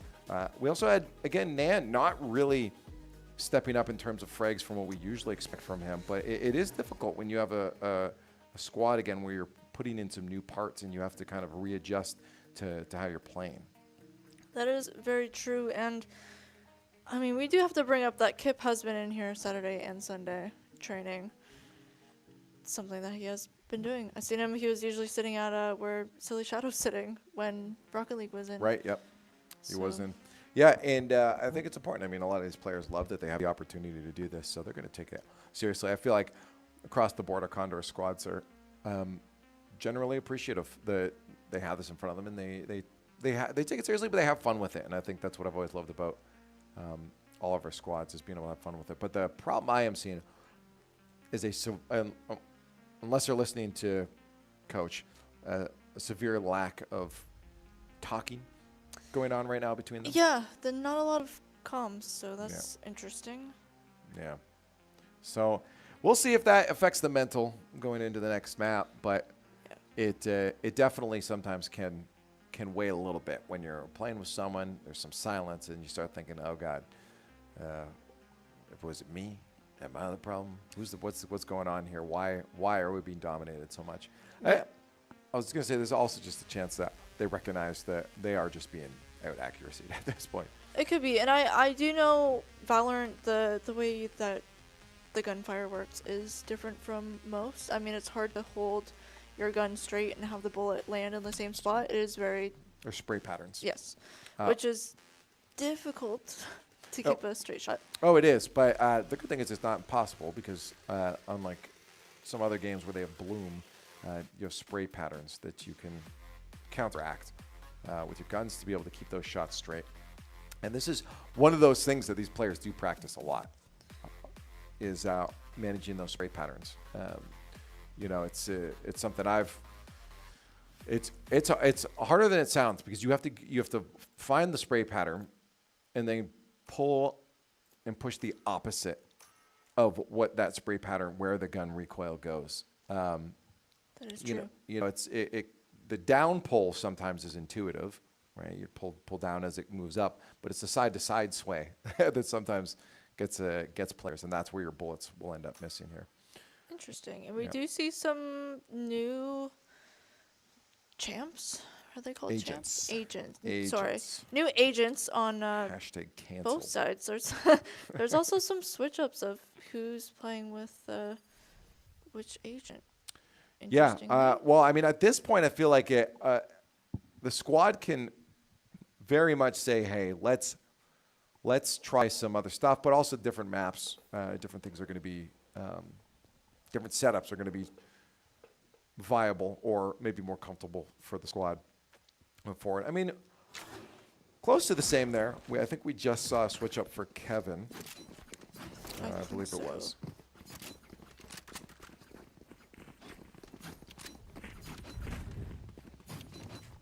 Honestly, yeah, no clue what to say. Like, there's a lot to this game, and as slow paced as it is, there's a lot that goes on. And when you go into something knowing not even surface level knowledge, you get a little overwhelmed. And I'm overwhelmed, and I'm pretty sure the Condors are also being overwhelmed with what happened the last map. And that's great. But I was just taking a look here because, as we mentioned before, I'm familiar with the names here. I think it was Kevin that I saw swap over to defensive KO. And it looks like a double controller as well. But battle is already beginning here in our first round. And backing off from the play with his squad. As they're aligned, trying to lock down that site. Slowly but surely, every single one of the Condors start to have their wings clipped as they fall from the sky. And there goes the last. The bomb was planted, but the hold was not enough. it's unfortunate, but you see the top players coming out once again. Showing their skills, their dominance. I have a feeling we're going to see similar, just from what we saw in that first map. As little as I do know, it's sometimes still easy to watch a landslide happen and say, hey, that's probably not going to stop. Nan already with the sniper. I don't know, with the big guns, yeah. Be interesting to see how he plays this round with this. Not an outlaw or not, but still something with a bit more range to it. Oh, Silly Shadow already taken out. It's Yex again. On the far side as a few of the players moving over to B-side. Spartacus. Taking out. Yeah, takes out another one, down to 2. It was Willie this time. One of the guys you prefer to have live a little bit longer. Silly Kip and himself been pretty. You can instill a lot of confidence coming into the clutch part of a round. Well, neither has yet. They at least get trades, forcing the opponents to buy a little bit. Unfortunately, though, Maryland does have a full squad. Yeah. And we've seen this before. We've also seen the Condors come out on top this way. But not this time. Yeah. They had honestly a good setup. There was no realistic world where either one of those players made it through to a site, let alone got a spike plant. That is very true. And in all honesty, if I was the Condors, whether it would be a good idea to do this, I would absolutely start being very frustrated and just full send, full speed ahead. Yeah, I honestly, firing, I'd be kind of okay with them just going at it. full to, like B rushing or A yeah, rushing. everyone rush forward, shoot your guns, hope you get a hit in. If not, probably at won't. least something entertaining. Yeah, it probably won't work out at all. But No, but and realistically, you still probably do want to try to play these as best as possible. Yeah. So that you have the VODs afterwards to look at and review. yeah, and say, okay, here's where our actual fallacies are. This is the things we actually need to work on. Once again, Yex, first blood. Spartak is not too far behind him. No paso said no paso. Just silly shadow. Willie took out top dog though. Love to see it. Any kill you can get on the board is good. Especially when it's a top player who will absolutely destroy you. All right, Kip. Give us something beautiful. Well, now they know you're there. It's going to be a little hard to give us something beautiful when your opponents know the surprise attack coming. Yeah, they're all going to converge on this point, and the Condors will find it difficult to make their way out of this sticky situation. Willie, our last player, and we've seen him make some good shots, but unfortunately Maryland comes out on top. What the heck is that? Did I see that right? Yep, either that's new or I just never came across that before. That was a show. Yeah. Okay. Ready to E for everyone. Very intriguing. Interesting stuff. Yeah, talk about shock. All right, Condors. Give us one round here. Give us one. Flaps watching that corridor. Okay, anyone who wants to go down there. Condors waiting back just a little bit to let all that util get used up before they make their move. Smart to do. That and just hoping that Maryland kind of comes out one at a time so that they can pick them off. That would be my hopes, at least, if I was in the Condor spot. The thing is, the gunfights. Maryland does not need to force anything right now. They're set up pretty decently. It'll be the Condors that'll have to force hands here.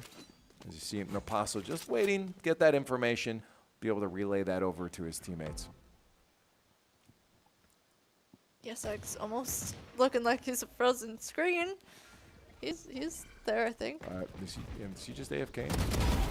No, he's waiting. He's waiting. Wow. Like a shark circling its prey. That was interesting. Yeah, unfortunate. No corner check. It's just calling out another timeout. Again, got to play it seriously. Play it as if you know you can win this. That is true. And like last round, they are absolutely dominating us in credits, which is unfortunate, but it happens. Yeah, when you don't win any rounds, it gets very difficult. Yeah. To earn some money, get some kills, but the rich stay rich. Get that spike planted. Unfortunately, that's also proved to be a bit of an elusive measure for the Condors. Getting onto site itself has been a problem. That is very true. That and winning gunfights, 1v1s, group fights, it's all a little bit of a slippery slope for the Condors right now. Unfortunately. What are they saying during the timeout? Well, this is Maryland who called it. No, this is us. In all honesty, I'm not seeing a lot of talking. It's probably coach in their ears going, "Get it together." That's all. That's what I'm saying. Get it together. This is not how you win. Oh, I imagine there's a little more depth to it than that. I would hope. I would hope so as well. Probably some talks about strat changes. Possibly talks about more aggression, maybe? I mean, potentially. We're seeing that aggression here, but Flaps is shutting it down immediately. He knows what's on the other side there. Tries to take a peek. Oh, that's a close peek and no kill. Yeah. Spartacus. Yaks. Oh yeah, that plan didn't work. Unfortunately not, but that's okay. Always next round, right?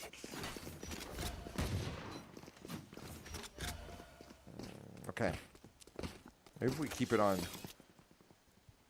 Nan or Willie's cam. We gotta see them get these kills.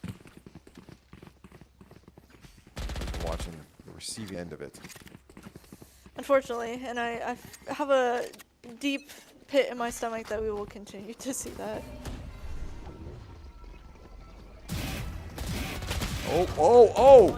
Flaps, what the? Flaps with a 3-shot. Okay. All right. Are you guys cool if I just take my headset off? Like, oh my God, that was 4. Was it 3? 1, 2, 3, 4. No, that was 3. I can't count. Okay. Still, that is the Condors lining up. Once again, they wanted to drop in, but somehow, yet again, Maryland and Flaps calls out that insane rush. Yeah, it's for the trash. Well, they don't really need it, honestly. That's why. I think that's what they're saying. Actually, no, with the ultimate. Okay, silly. There we go. Teamwork not in silly. Okay. I think we slightly understand what Coach was saying then. Yeah. Talk about aggression. That works out. And Rifty. that, boys, is how you do it. There we go. Props coming out too. Heads are still in the game. Yep.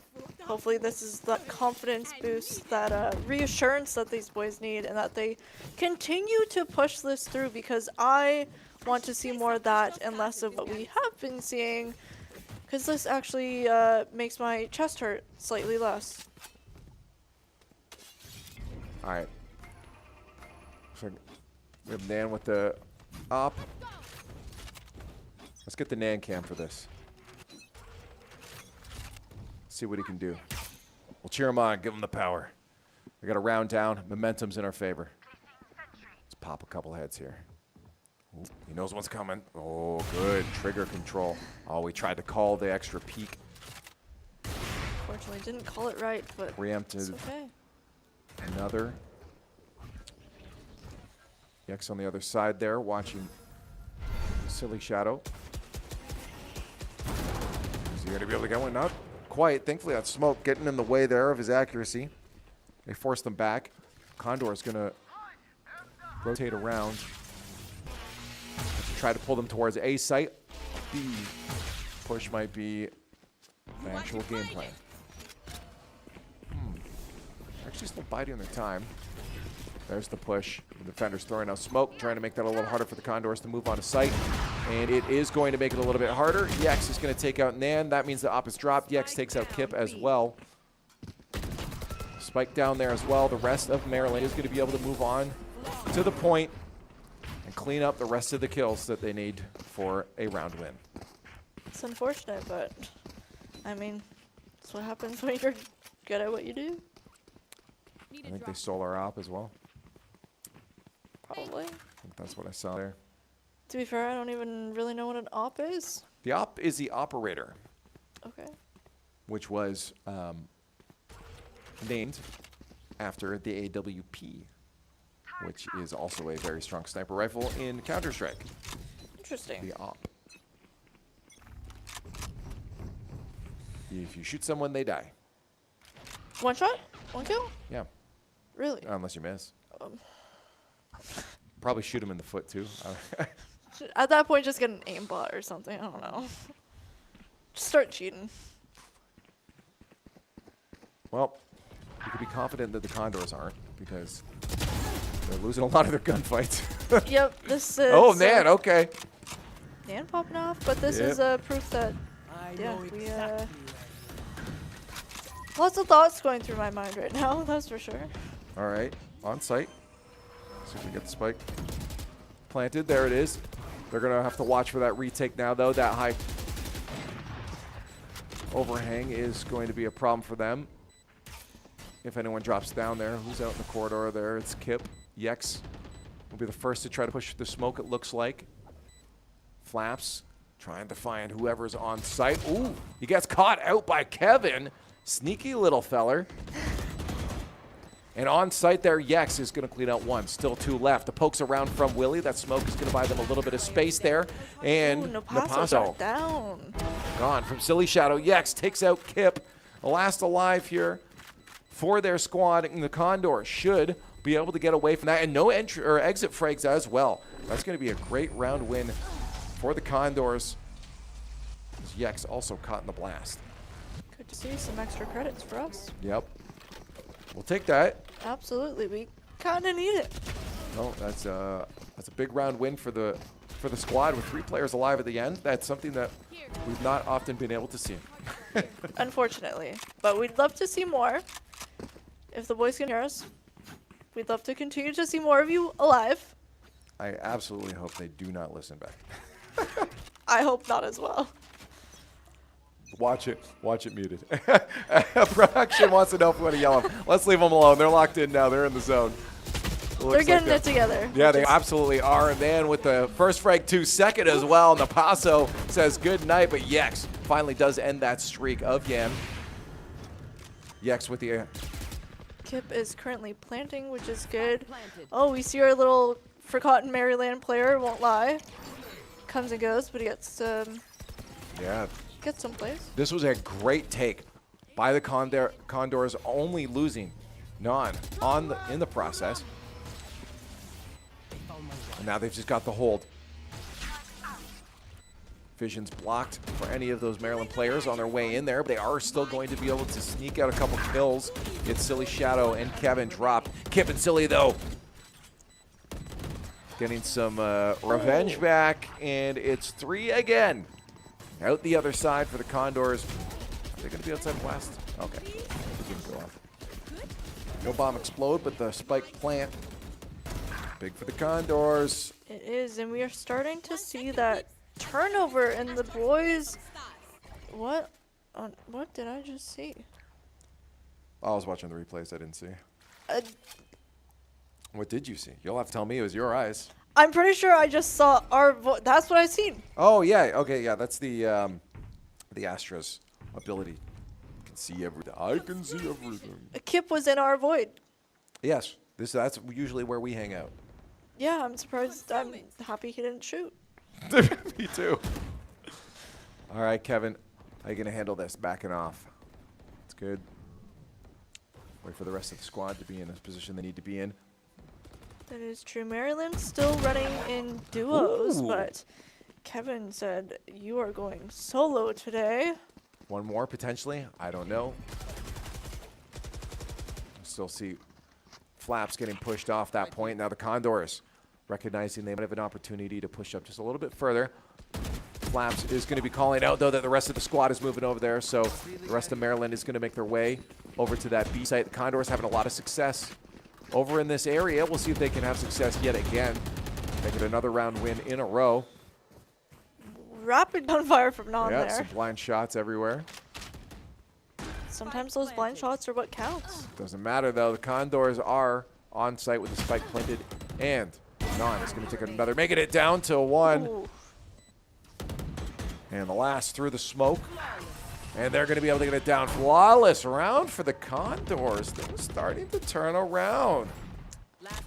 I'm really, really curious on what changed. Who said what? Who did what? What is this turnaround coming from? Other than possible frustration? Well, the last time out has certainly helped. And It did. I think momentum and motivation starting to lift in their spirits as well. Again, after that round win, the props came out. The mental is still strong. These guys know that they can start to take some rounds off of Maryland, and they've proven it by doing thus. Yeah, and I did see some mouths moving a little bit more, so comms are probably starting to come around, hopefully. I was really hoping that a little knife snipe would come out there from Nan. Flaps is going to make it through unscathed, though. Oh, and it looks like the Condors now, the information, are going to go around to B again. And there's no way Maryland expects this. You see them starting to prepare for a push onto A. And our boys are, Kevin's sitting here just waiting for them to come All you in. got to do.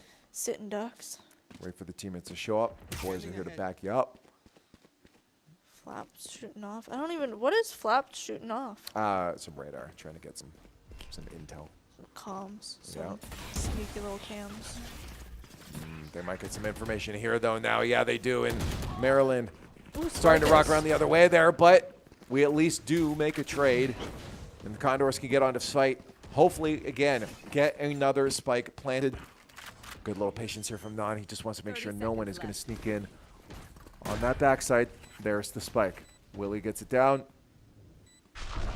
Non, patience here before the storm strikes. One, maybe, no, can't land his shots there, and he'll be eliminated. But at least Kevin does take out Yex, one of the star players for Maryland's squad. It is really nice seeing these boys work together. One enemy remaining. I know exactly. One left there. Condors yet again locking down B. Not quite two left. We'll see if Flaps can clutch it out for his squad, or if the Condors can shut him down, and they do exactly that. Breathe the sigh of relief, Willie. Yeah, you can smile. You guys are on a hot streak now. Let's keep that going. It's nice to see smiles on their faces right now. Before it's kind of despair. Now it's just they know what they're doing. They're confident in what they're doing. And what they're doing is working. Exactly. And what they're doing, from what I could tell, is working together a little bit better than how they were. Before it was almost like solo games. Now it's actually a team. Mm-hmm. It is something that we saw in that map 1 that I briefly mentioned too, is that there was a feeling of I don't think there's a word, but dyssynergy. That is a word. From what I'd seen from the squad last year, now it feels like again they're trying to get that back in order. Yeah, and that does take time, and we are seeing it obviously evolve throughout these matches, which is nice to see. But Kevin taking out one. Yeah. Here's the thing, though. The other way around now, as they have swapped sides, it's going to be a B-site push for Maryland. And they're having less success than us getting on point there, and maybe zero success if the Condors can find that last player. Spartacus, usually from what we've seen now, the last one, so their Condors are starting to read them. No, this is good. The question is, if we can pull through and win this map, what happens on the next one after this? And I think the next one is Maryland pick. I think. I genuinely can't remember. But either way, the thing is that this could, and if I knew the game a little better, I would have been able to tell you that this was an attacker favorited map. And if we see a couple rounds go to Maryland, then we'll know that to be true. But be informed that it's not. So Condors are just finding a good stride here. Oh my God. Shotgun to the face. Not going to feel good. You'll feel that one in the morning. And lots of trades exchanges. back and forth. Willie getting a double before getting taken down, unfortunately, but that's okay. I'll take the double from him. No, what's great about this is every single time that Maryland is planted the spike, they're at very minimal amounts of players. Oh, the target swap, and Yex will be able to shut down Non and Silly Shadow as well. Again, they almost had that retake at the end, but just a couple milliseconds of different decisions, and that actually would have been in the Condors' hands. But we're significantly closer in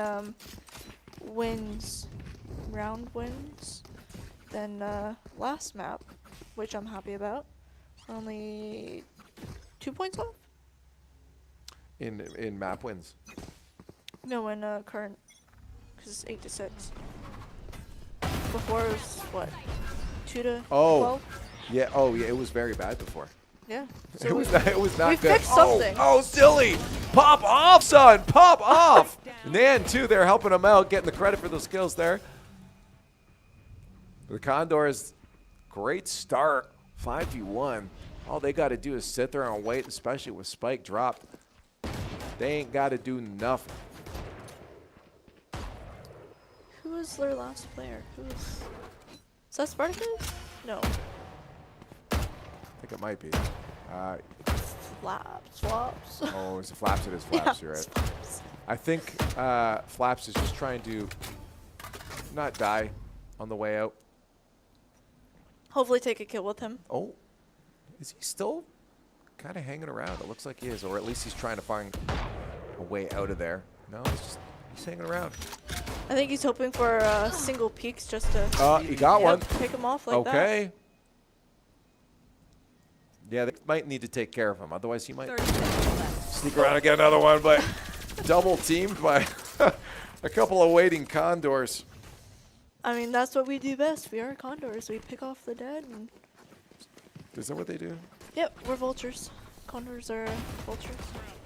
Pretty cool. Well, ugly looking, but pretty cool. Or do we kill, or do we just go for the ones that are already dead? So, little known thing about vultures are very often they go for dead things. That's their most known thing. But they do also get kills. Vultures do kill. Okay, good. Because otherwise that analogy would have backfired. It's good that I know animals a little bit. So. All right. And condors are big birds, and we are spreading our wings right now, getting some kills in. No, this is good. Only a 1 round difference now between these two squads. Master sight overhead. Kip trying to get that intel for his squad. And hopefully relaying it. And from what we've seen, they absolutely do. And they get on top of these Maryland players and take them out very quickly. Well, looks like the push is going to rotate over to A site. Yeah, smokes are down. Here comes the push. They'll be on in just a few split seconds here. Condors are ready, though. 3 players ready to shut them down. None and Silly Shadow get 1 apiece. Yex does manage to at least trade 1 of them. But that's going to make it very difficult for Maryland. It looks like they want to continue this push. Ooh. Silly Shadow once again being eliminated by Spartacus. Spikes down. See if they can get a couple tags. They got to watch out though. 2. Okay, Kip. Beautiful. 2-piece there for him. Well. And Kevin over on the other side cleans up the last. And Willow, that was a good play. It was. That's a nice tying round. And what is it? First to 12, 13? 800. Okay. It's 13. Lucky 13. Yeah, beautiful finish there from Kip. I thought for sure he was dunsies. Look at this.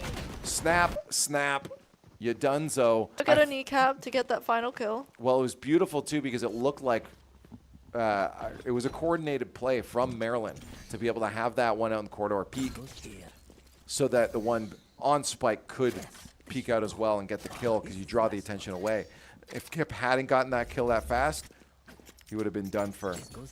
So it was brilliant reflexes from Kip. Yeah, and we see pretty much the Condors having the setups that we've seen Maryland have when they were dominating us. So I'm happy to see our boys happy, and also happy to see our boys doing well, getting those kills, picking Maryland off, getting exchanges like we were seeing, Kip taking out Spartacus, but Spartacus taking out one of us. That's okay. We still got 4v4 right now. Trades are fine, especially, at least I would say, from defense, because this is all up to Maryland to make their way to us. Just got to wait it out, make sure that we've got the bodies on the right spot. Obviously, if you lose too many, you won't be able to spread yourselves out too nicely. Defense looking a little bit hard here, but with less attackers, it's less problematic. Spike making its way over to that B site. Still rocking a little bit of a mid hangout spot there, maybe in case they want to push their way back on over. Was that a dog that I seen on the wall there? Potentially, I didn't see it. There's the announcers say 30 seconds left. Now it's going to be the move for Maryland as they push their way back over to the A site. And the other two players for the Condors need to get over there. Down a player now. This is going to be a little more difficult, but at least they're starting to even the odds up. Kevin, you monster! Cleaning up the entirety of the squad there with a little bit of help from your teammate at the end, but beautiful play. That's what you want to see. Yes, we do. Oh. It's like Non with the 15-13. Kevin with the 13-10. Silly's falling asleep over there, though. That's not the energy you want after after finally getting the lead. With the 12-12, he can fall asleep. I mean, it's honestly, it's keeping them going. After domination in the first map, the Condors have found their footing again and managed to put themselves into the lead for the first time. That was a dog. Yeah. Next, gonna rush this site over onto B. Oh, immediately shut down. Non, bang, bang. Jinyo eliminated as well. Can you get a third one through the smoke? He wants it. He wants it so bad, but he's out of weight. Lest he waste those shots. Potentially be pushed up on. Oh! Non is rocking the scene right now. Kip will take out Flaps, but he had to because he annihilated Non just before that. That's true, and it's another win for us. I like to see that. Something switched. Non is alive as well. Popping 1, 2, 3. Help from the teammates to get that win, and 3 rounds away. The Condors now stand from a map 2 win. I'd like to see a map 2 win, and I'd like to see a map 3 win. That's still a bit of ways away. The focus now still remains for them on this. They have to lock in. It's very easy at a point like this when you mount a massive comeback to throw it all away by getting in your own head. Let's hope they can maintain composure. It does look like they might get caught out. At least Util's down over on B site there, but the rush will come out. There they are on site. Maryland making the push. Condors far away still, so the spike will likely end up getting planted. Can Non make this shot? Will he? Where's our magic 8 ball? Uh-oh. See what he can do. Through the smoke. No connection. Yex finds Silly, though. Back and forth, and it looks like, unfortunately, Maryland is starting to snowball away with this round as the gunfights go in their favor, but a couple back here. Kip! Oh, my God. Almost. A wonderful play. I believe that was an ace there for the last taking out Kip. Possibly, but did I see Silly Shadow revive himself? I do believe that's a thing that happens, and the powers that be will have to confirm that with us. As we mentioned, our knowledge lacking a little bit. Clove's ult is being able to revive. Interesting. Cool. Good to know. Well, now another round towards Maryland. Non making moves. Oh, Non again. Okay, the op is feeling good in his hands. This is what I was talking about when we got into the series. I mentioned the player to watch oftentimes, and this is exactly why. A nice early pick is going to buy them a lot of space for wherever Maryland wants to push. That is very true. Non sitting, waiting, hoping, baiting. Oh. Will he get it on the second go? I feel like a Nat Geo watching a lion stalk his prey. Give us your David Attenborough voice for this commentary real quick. Oh, yeah. Nope. Now let's However, I did read a David Attenborough book for my first assignment, so it's a little fact for you. Spartacus thrown a SWAT grenade, but it looked like a Tic Tac. Kip is sitting here waiting. Hide away. Oh, he didn't get the kill he wanted though. Somehow not fully giving away his position though to the Maryland players. Ooh, he's got a lot of damage to the walls though. The wall bank's coming out here for the Condors. They just spray and pray through the tool shed. It is a battle through the wood. The Condors are sitting there like some wolves. Maryland being the rabbits, but it's okay.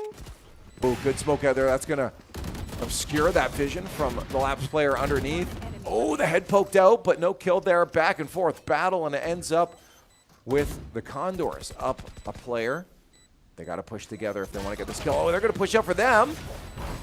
That's okay. I don't know if they're going to be able to get the defuse, though. Let me listen. I think they got it. Cool. Beautiful. Yeah. Nice to see. Very close, but another round for the Condors. That op is working magic right now. It is. That op is made for Non's hands. Formed by his hands. Made for them, and he shoots it like he...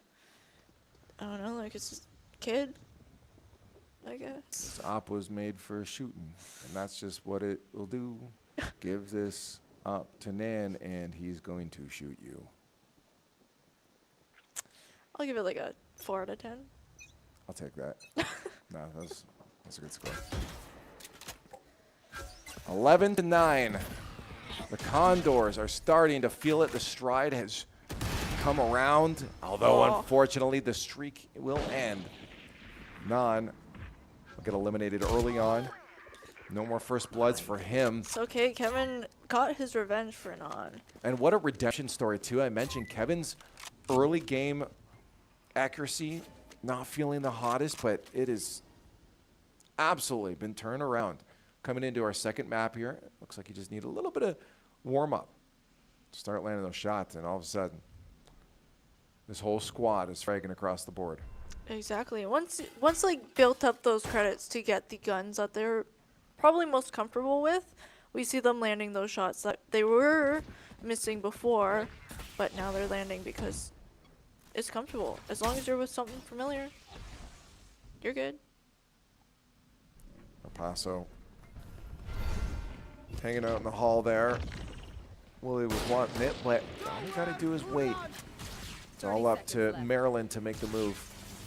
So time and time and again, A site's about to get bombarded. Here it comes, the push in from Maryland, but the Condors in a decent position to be able to hold this off. No frags yet, though. EX trying to get a kill for their team, but Silly Shadow and Kip taking out some players. Gino taking out Shadow. Kip coming back in to say, that was my teammate. Beautiful. No, sir. Wonderful. Wonderful take back there. Maryland was on site, ready to go, and our first time we see a timeout for our opponents. Kip swinging that oh my god, I think he was just going like this. Yeah, what a wide swing. To be fair, I wonder what his DPI is. I keep mine at like 400. Is that like slow? Fast? Yeah, it just means you have to move your mouse very far for the same inputs. Why? Why would you do that? More precision.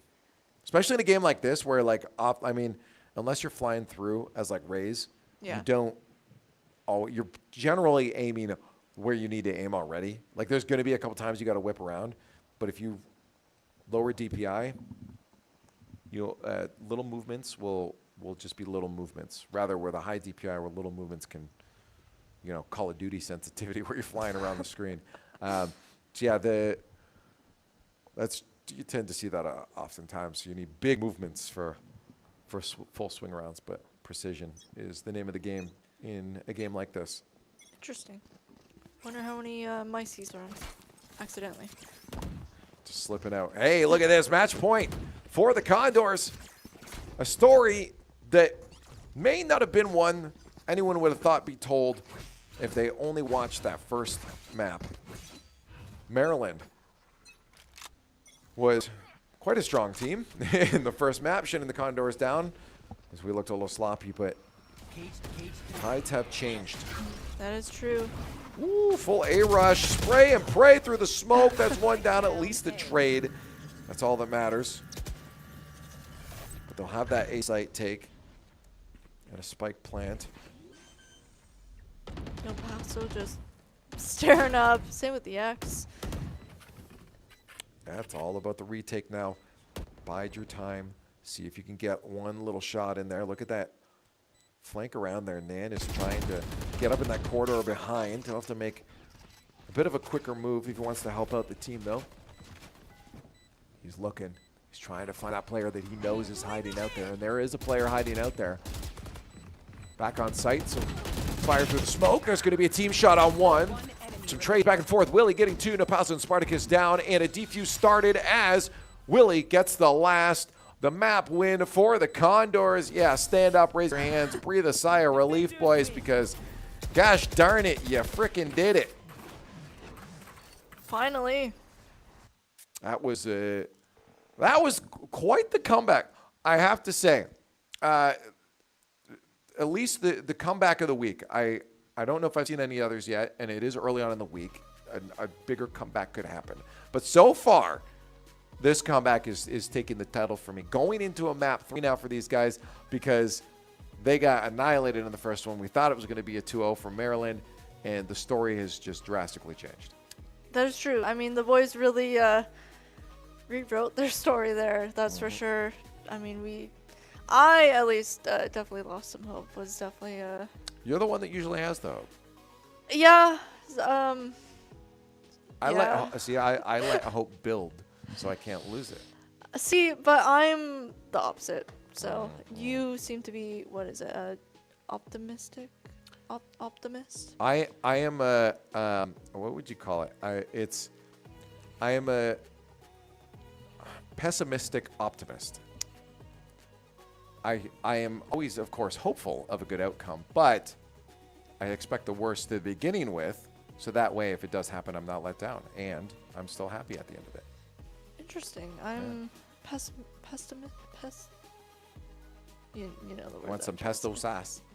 All right, let's let's take a break. We gotta go stretch our legs, get the blood flowing back to our brains again on the other side. Map 3 as the Condors try to soar high. The comeback of a century against a team that dominated them in the first one. They took it back in the second. We'll see if that continues in the third.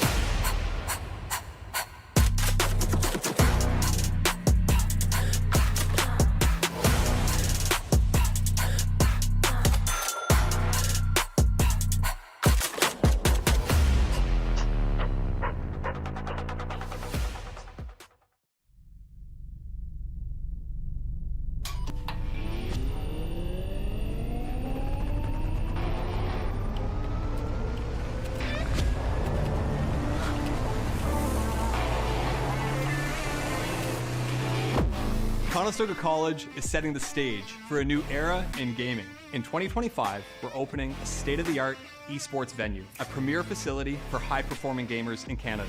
In this 10,000 square foot facility, we're putting you in the center of the action. The facility will have 50 top-tier PC stations, 5 console stations, immersive VR stations, a team operations room, a full production suite, and a premier competition stage. Esports is a rapidly evolving industry with global viewership of 532 million in 2022. This initiative goes beyond esports. It's also a platform for forging bonds, making memories, and creating connections. Since 2020, Condors Esports continues to evolve, providing industry-leading facilities and experiences to the esports community. Conestoga's esports venue expresses a sustainable and intentional future to compete, play, and work, all powered by gaming.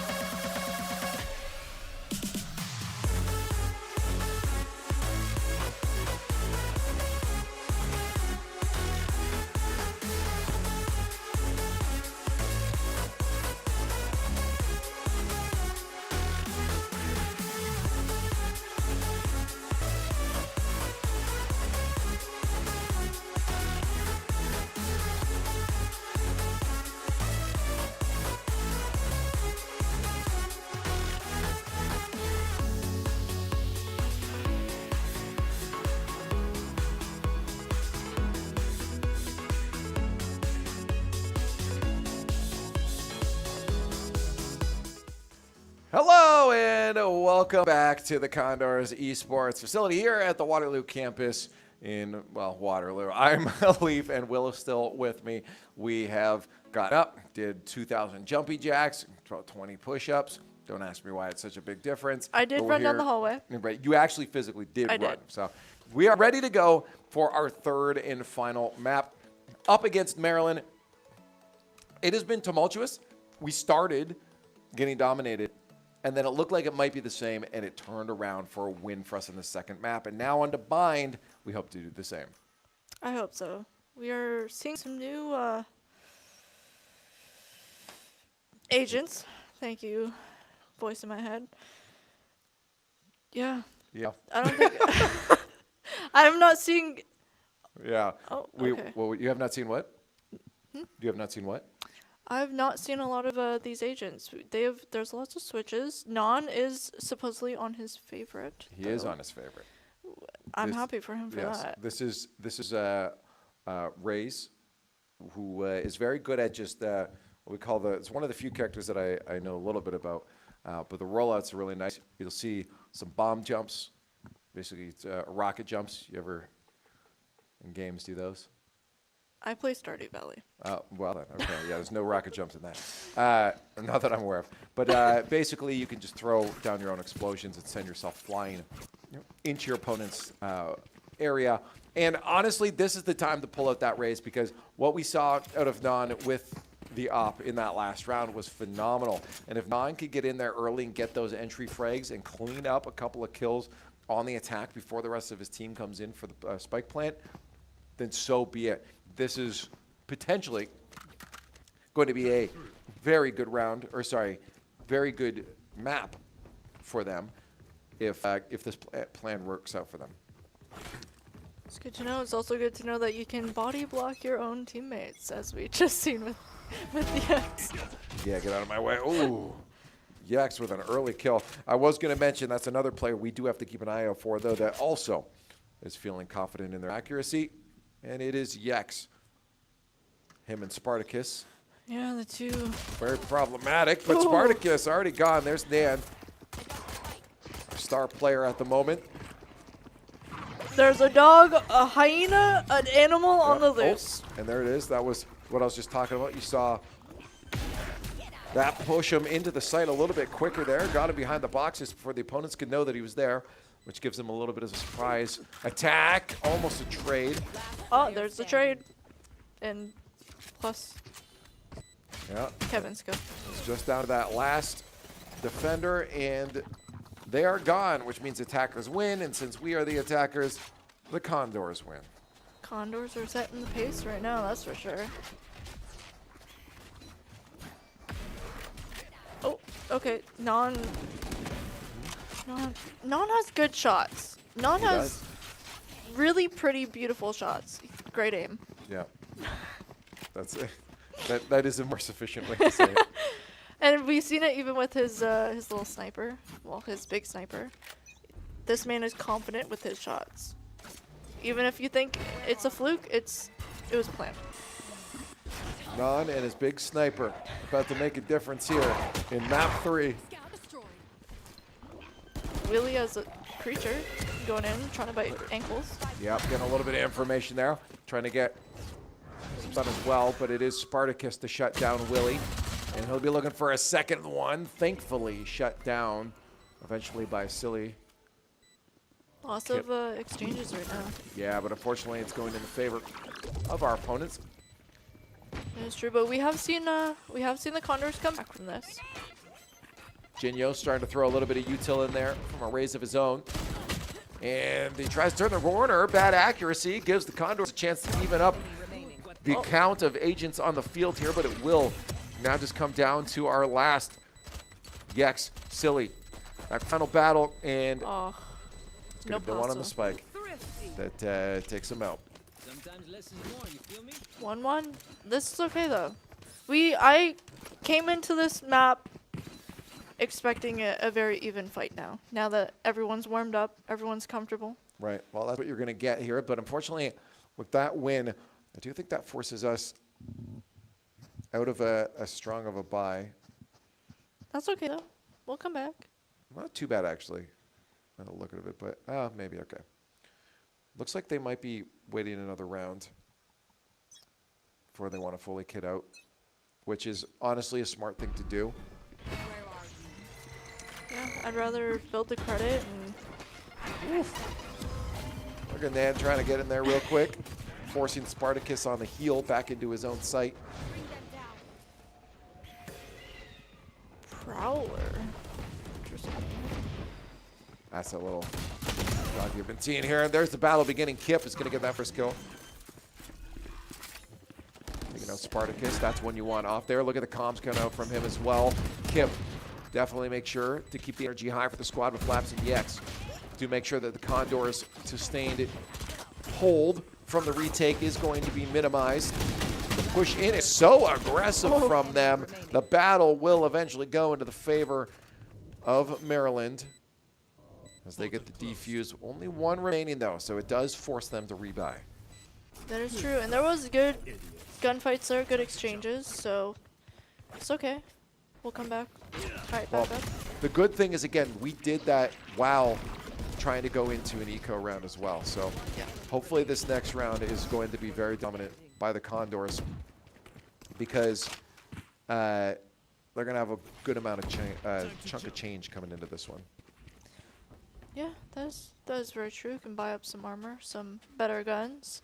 Guns that our boys are more confident and comfortable with. And we've seen that even last map as well, that once they started getting guns that they were comfortable with, they started taking off with the points. Well, another kill for Kevin. That's a nice start.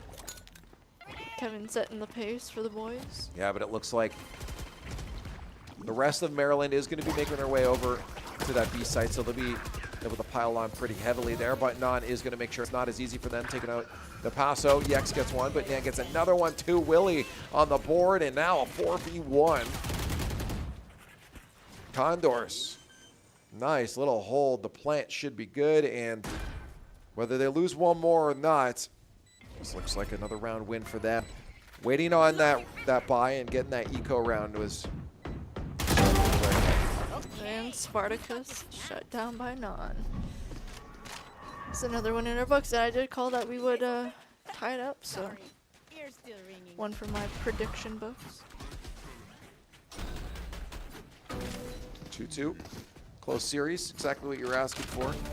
Condors in a good position now going forward. I mean, this will be a little bit more even as it is going back and forth in terms of what the economy is looking like. A second round win in a row here will be massive for the Condors to try to build up some of that momentum and really run away with this third map. Right off the bat, some grenade exchange, it seems like. Paints out, rocket jump in, bang, shoot him in the face, through the wall. This is why we like Nan, and this is why he likes Raze. Exactly, showcasing exactly what to do with a agent you are familiar with. Oh, free kills, good night. Absolutely shut down, flawless victory there in round 5, or 4, sorry. No, that was 5, yes, 5 for the Condors. This is what we like to see. And I was hoping for something like this. I didn't know if we'd get the bind after that first map in Haven, but if we had, I was thinking it could be good, and I'm happy to see that it is. Yeah, that's for sure. We see, I don't know which one of our players was shooting the wall, but that's okay. Seen some of that last round with a minigun, was it? Yeah, there are some spots where shooting through that with though is good because you can get some early damage. So there is method to the madness. The mad ones are always the good ones. Well, if we're going by skill right now, it's Non that's the maddest out there. Absolutely. He is a crazy scientist right now. So we get some early kills for them, but need to get close to the site there. Oh, this is potentially a good push there, being held back just a little bit. Some sprays through the smoke, see if they can tag a little bit. A little extra damage early on. Nice little height, verticality there for Nam, but it was read out by Yex. His nemesis, it seems, on the other squad. And now some pushes from the defenders. They're getting back on site. And that little guy, I believe, is that guy, little guy. I think he's got the little guy that defuses it. Oh, that's nice and handy. Yeah. Yeah, one of the agents has a little goo guy thing. I'll walk over and defuse the bomb for you. Well, at least someone knows their job. Not me. Imagine just being brought to life to go defuse a bomb, and then you're done. That's all. All your life entails. Look at those credits on our side. My god. Silly Shadow sitting with 6K. See if we can see the little guy. He's called the Wingman. Wingman. We'll see if we can see him again. Cute little guy. Cute little guy. 4 rounds now, though, for the Condors is good. Pulling away slowly. Non with the spike. See what he does with it. Oh, there we saw one of them coming out there. Fight on site and Non. He's able to get 2 kills. Kevin did get taken out though, unfortunately, but it's okay. 2v3 right now. Oh, okay, good night. At least got the spike planted. But it's a 2v2 now. Just need the site hold. Silly Shadow and Kip are some solid bets for being able to hold this. I have faith in them. Zorino's flops and... Well, they're trying to fake the defuse, yeah, but they know exactly where it is. So if someone actually does get on it, they can just shoot through that wall there and get it. But unfortunately, Silly tries to get right on there. And all he has to do is hold it off. He gets the 2-piece. Let's go. Kip saving it. Beautiful, beautiful from Kip. You can see it in the corner. Actually, Kevin is happy about that. Yeah. Oh, this is good to see. This is when you know you're in the opponent's head, calling out that timeout. It's always lovely to see it. I mean, it can obviously hurt you as well because it can ice you a little bit. But for you, the best thing to look at is, why are they doing that? Oh, it's because they're scared of us now. We do love striking fear in our opponents. It's the #1. That's part of the quota when you join the Condors Esports, is you have to eventually at one point strike fear in your opponents, and that is what we are doing. I hope. I think it certainly is. Look at that, a 13-5 for Nan right now. A god. An absolute maniac out there on the field. He's looking good. Again, honestly, you have to go 4 players down before we see a negative KD. For the other squad, it's only 1 down. They're definitely feeling the pressure, especially those early eco rounds too. Being able to get those wins on the eco rounds was massive for the Condors because it put them on the right foot going through the rest of this map on bind. Now, obviously, things can change, but so far, for the Condors, so far, so good. And hopefully it continues to stay good. I hope. Fingers crossed, toes crossed. I can't do that. Really? No, I can't. Can't at all. Interesting. Napaso taking out our little goo guy. Wingman out. There we go. The raise is in. Not on site yet again. 11B. Let's keep it going. Spike down and a whole squad intact. Now, of course, whole squad intact on the other side as well. So the Condors will have to deal with 5 players coming in. They dealt with 1, they dealt with 2, they dealt with 3. Only 1 more now to go. With 4 Condors left, it should be a good hold, and it is. It's good. A 6 on the board. Only 7 more to go. Look at him. Look at the little guy. You see him? That was the wingman. He was the one. He planted. Yeah. We're getting it in because we didn't know this. This is a defender-sided map, so that's good for us. Yep. Hopefully 8-4 on the board. Yeah. The fact that we are looking good on a map that should favor our opponents right now, not too bad. We've definitely seen that turn around the other way, though. I've definitely seen maps that are supposed to be favored one way for both teams not doing well. So I won't keep my hopes up yet. I'll keep watching the Condors do what they got to do, and that'll be my truth. Yep. Well, right now, Maryland's sticking together, holding hands, trying to avoid getting shot and killed. Wow. But Spartacus wandering off on his own. Well, that's the thing is they don't see, though, that the bomb is on A, and I think Spartacus might understand that it might be making its way over there. So that's what he's trying to do right now. That creature makes a weird sound. Yeah, it's the wingman. He makes weird sounds.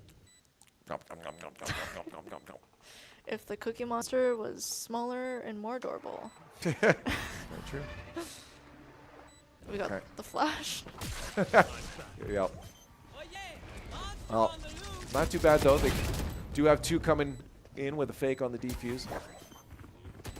4 players left. They definitely do have an advantage for the retake. Maryland does. And they're going to drop another one of ours as a trade. Still up a player. 3v2. There's one down. Nicely done. Willie tries. Willie can't. Spartacus is there to stop their chances and shut down that beautiful win streak that the Condors had on. They will take a 3rd map. You talked about it just before. An 8-4 would be very nice. Be ideal, I think, for this map. Still on track. Yep. I'm with, for now, oh, okay. So they're saying it's the other way around. I don't know. I'm just going to ignore what they're saying now. Basically, we're winning. Yeah, exactly. That's all we care about. The points are on our side, in our favor. Flaps stab in the air like most people do. Just casual. Oh! Okay. Explosions. Little trade there. Yeah. Then got one at least, though. Kip going at it. I hear footsteps. Yeah, a little slow play. I mean, as the attackers, you lose a player like Nan early on. You lose that early chaos. That is true. We did see some chaos when that happened.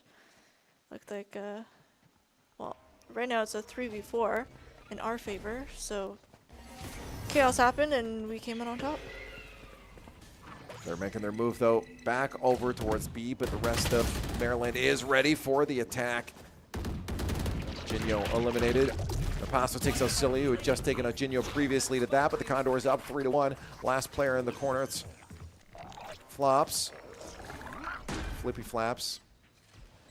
With the spike planted, all they have to do is hold now. It's going to be up to Mr. Flippy Flops to go in there and defuse. Oh, he's making a hard push, though. Good night.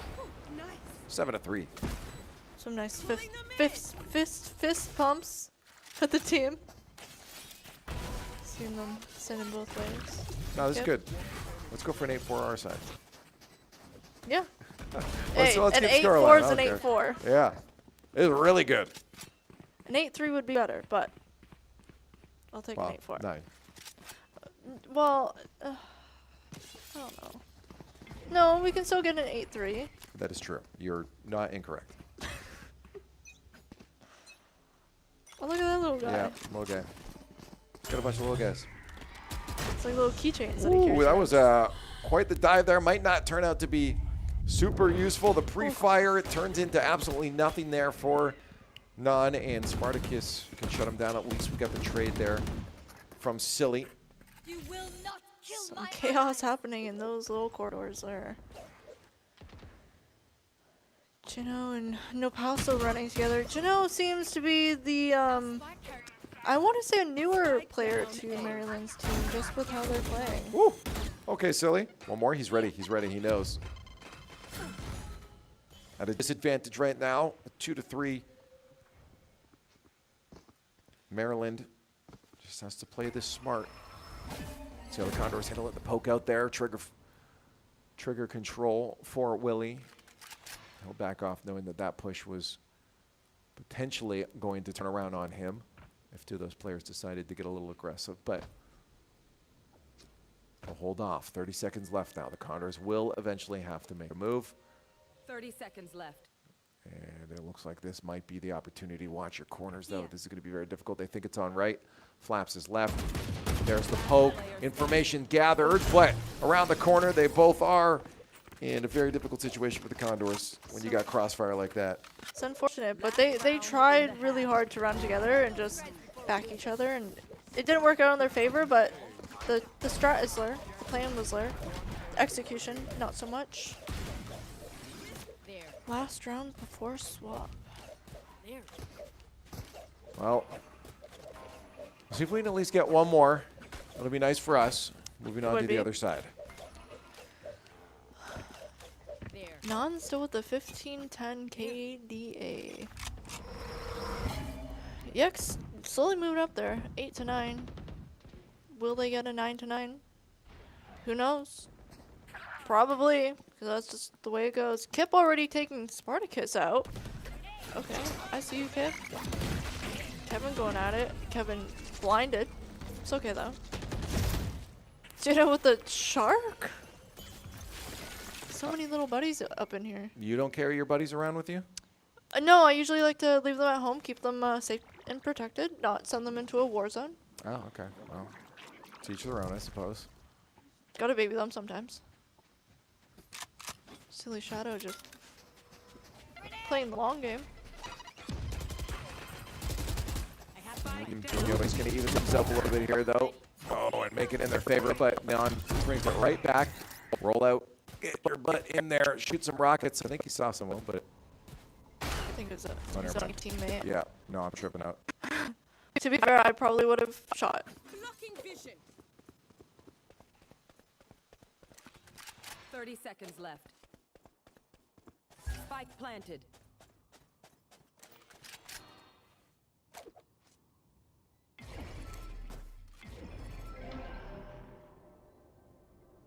Well divided. Obscuring vision.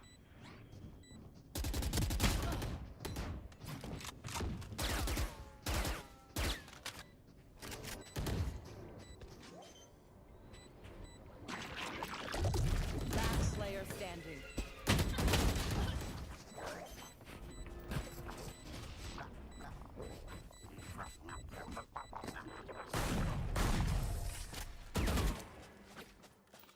Go to target a star. Switching sides. I have spike down.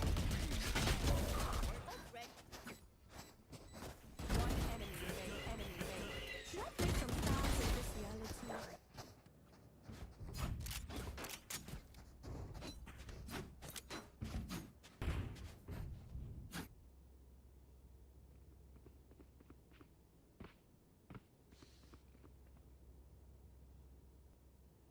Right there.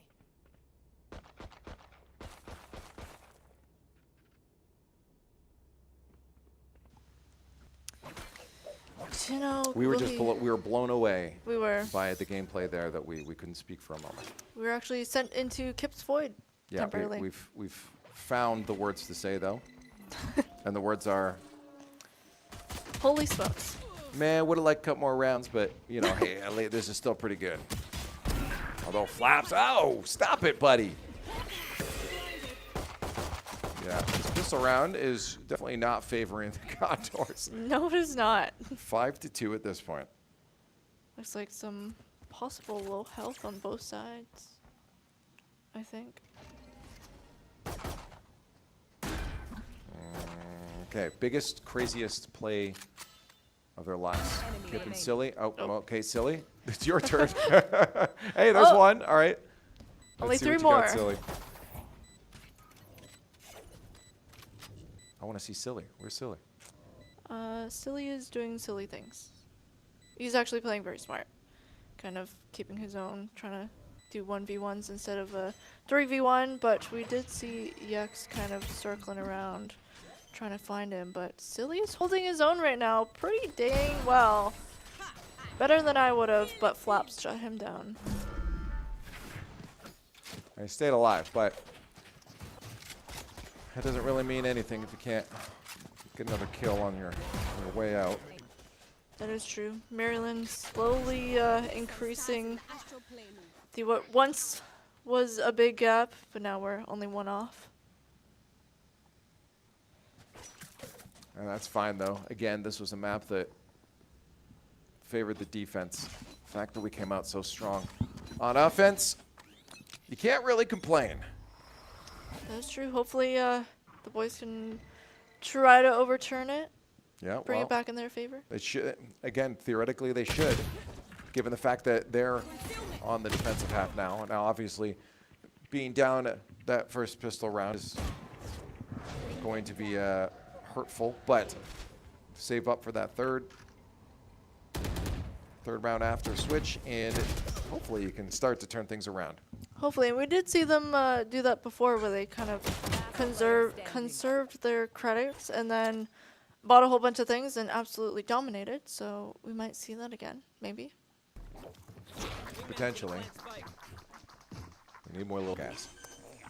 Look at him get to work. Busy little body. Does his job and then goes back to sleep. Yep.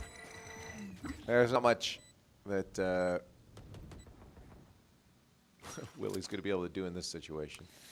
No, but he can try. If he can get an exit frag, that's all he's looking for. He's just waiting after that bomb is about to go off. The rest of Maryland's going to want to leave so they don't die to the explosion. And on the way out, Willie's going to look to see if he can get a kill. He might actually have one there. Nope.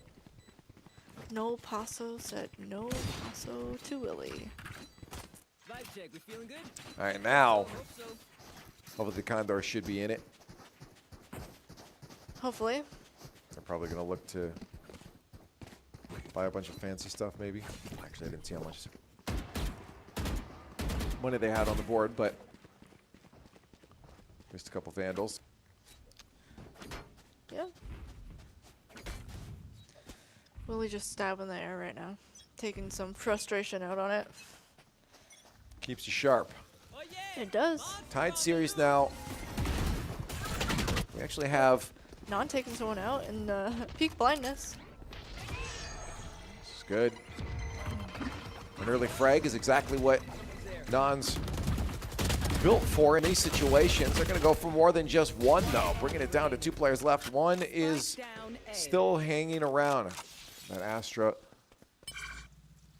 hiding out just side. And I think the Condor should have this one. I would be very surprised if somehow Flaps takes him down. But he is a decent player. I wouldn't be surprised if he at least got 1 kill on his way out. Yep, Flaps has been up there with Spartacus and Yaks. Our MVP on the other team. Yep. Oh, there's the poke, and good night.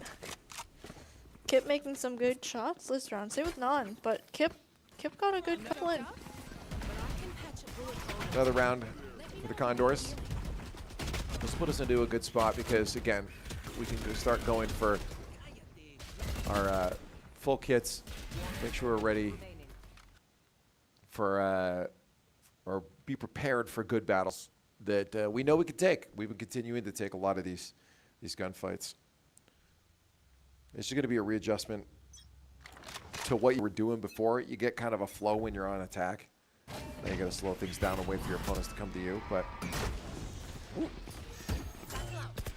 interesting full attack there. They've definitely shown up very fast. Yeah. 2 on A site. And it looks like they're trying to push full, so the rest of the squad's going to have to pull up behind them there. Kip trying to at least get a kill before they can make their way in, but he doesn't. Connected with barely any of the shots as well, so the health will not be low when they move in, and strong attack from Maryland. Unfortunately, they really are keeping us on our toes, that's for sure. Yeah, that round definitely hurt to lose. A little bit in reserves, but it's one you think that you can hold on to. Hopefully we can push past it and get another point. As long as we can stay one ahead, it's fine. It's on track to win. I believe we have to two. Get two ahead. Does it have to be two? Is it like For volleyball scoring? overtimes, yeah. So then we want to stay two ahead. Yeah. That we do. All right. Get your little bot buddy out there. You get some information. Hold them off a little bit longer. A site's locked down pretty good right now, but Maryland knows this. They'll make their way over to B site. Hopefully we'll get some information on that quick. Looks like Non is racing over there to try to meet them and kind of hold them back. Apparently we're being told to face our fears. Yep. Well, it's time for the Condors to do that because they're right in front of you. Jinyo, their raise, shutting down Nan ours.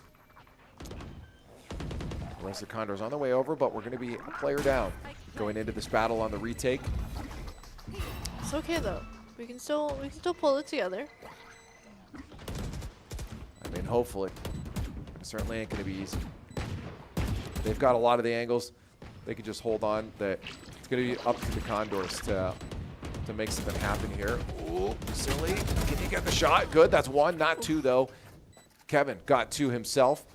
The retake is believable. Down to 2v2. Around the corner. One left. And they're nowhere near, but they don't know that. But they do need to go for that defuse at some point. They're coming back. They're on their way. Kevin, watch out behind you. Oh, no.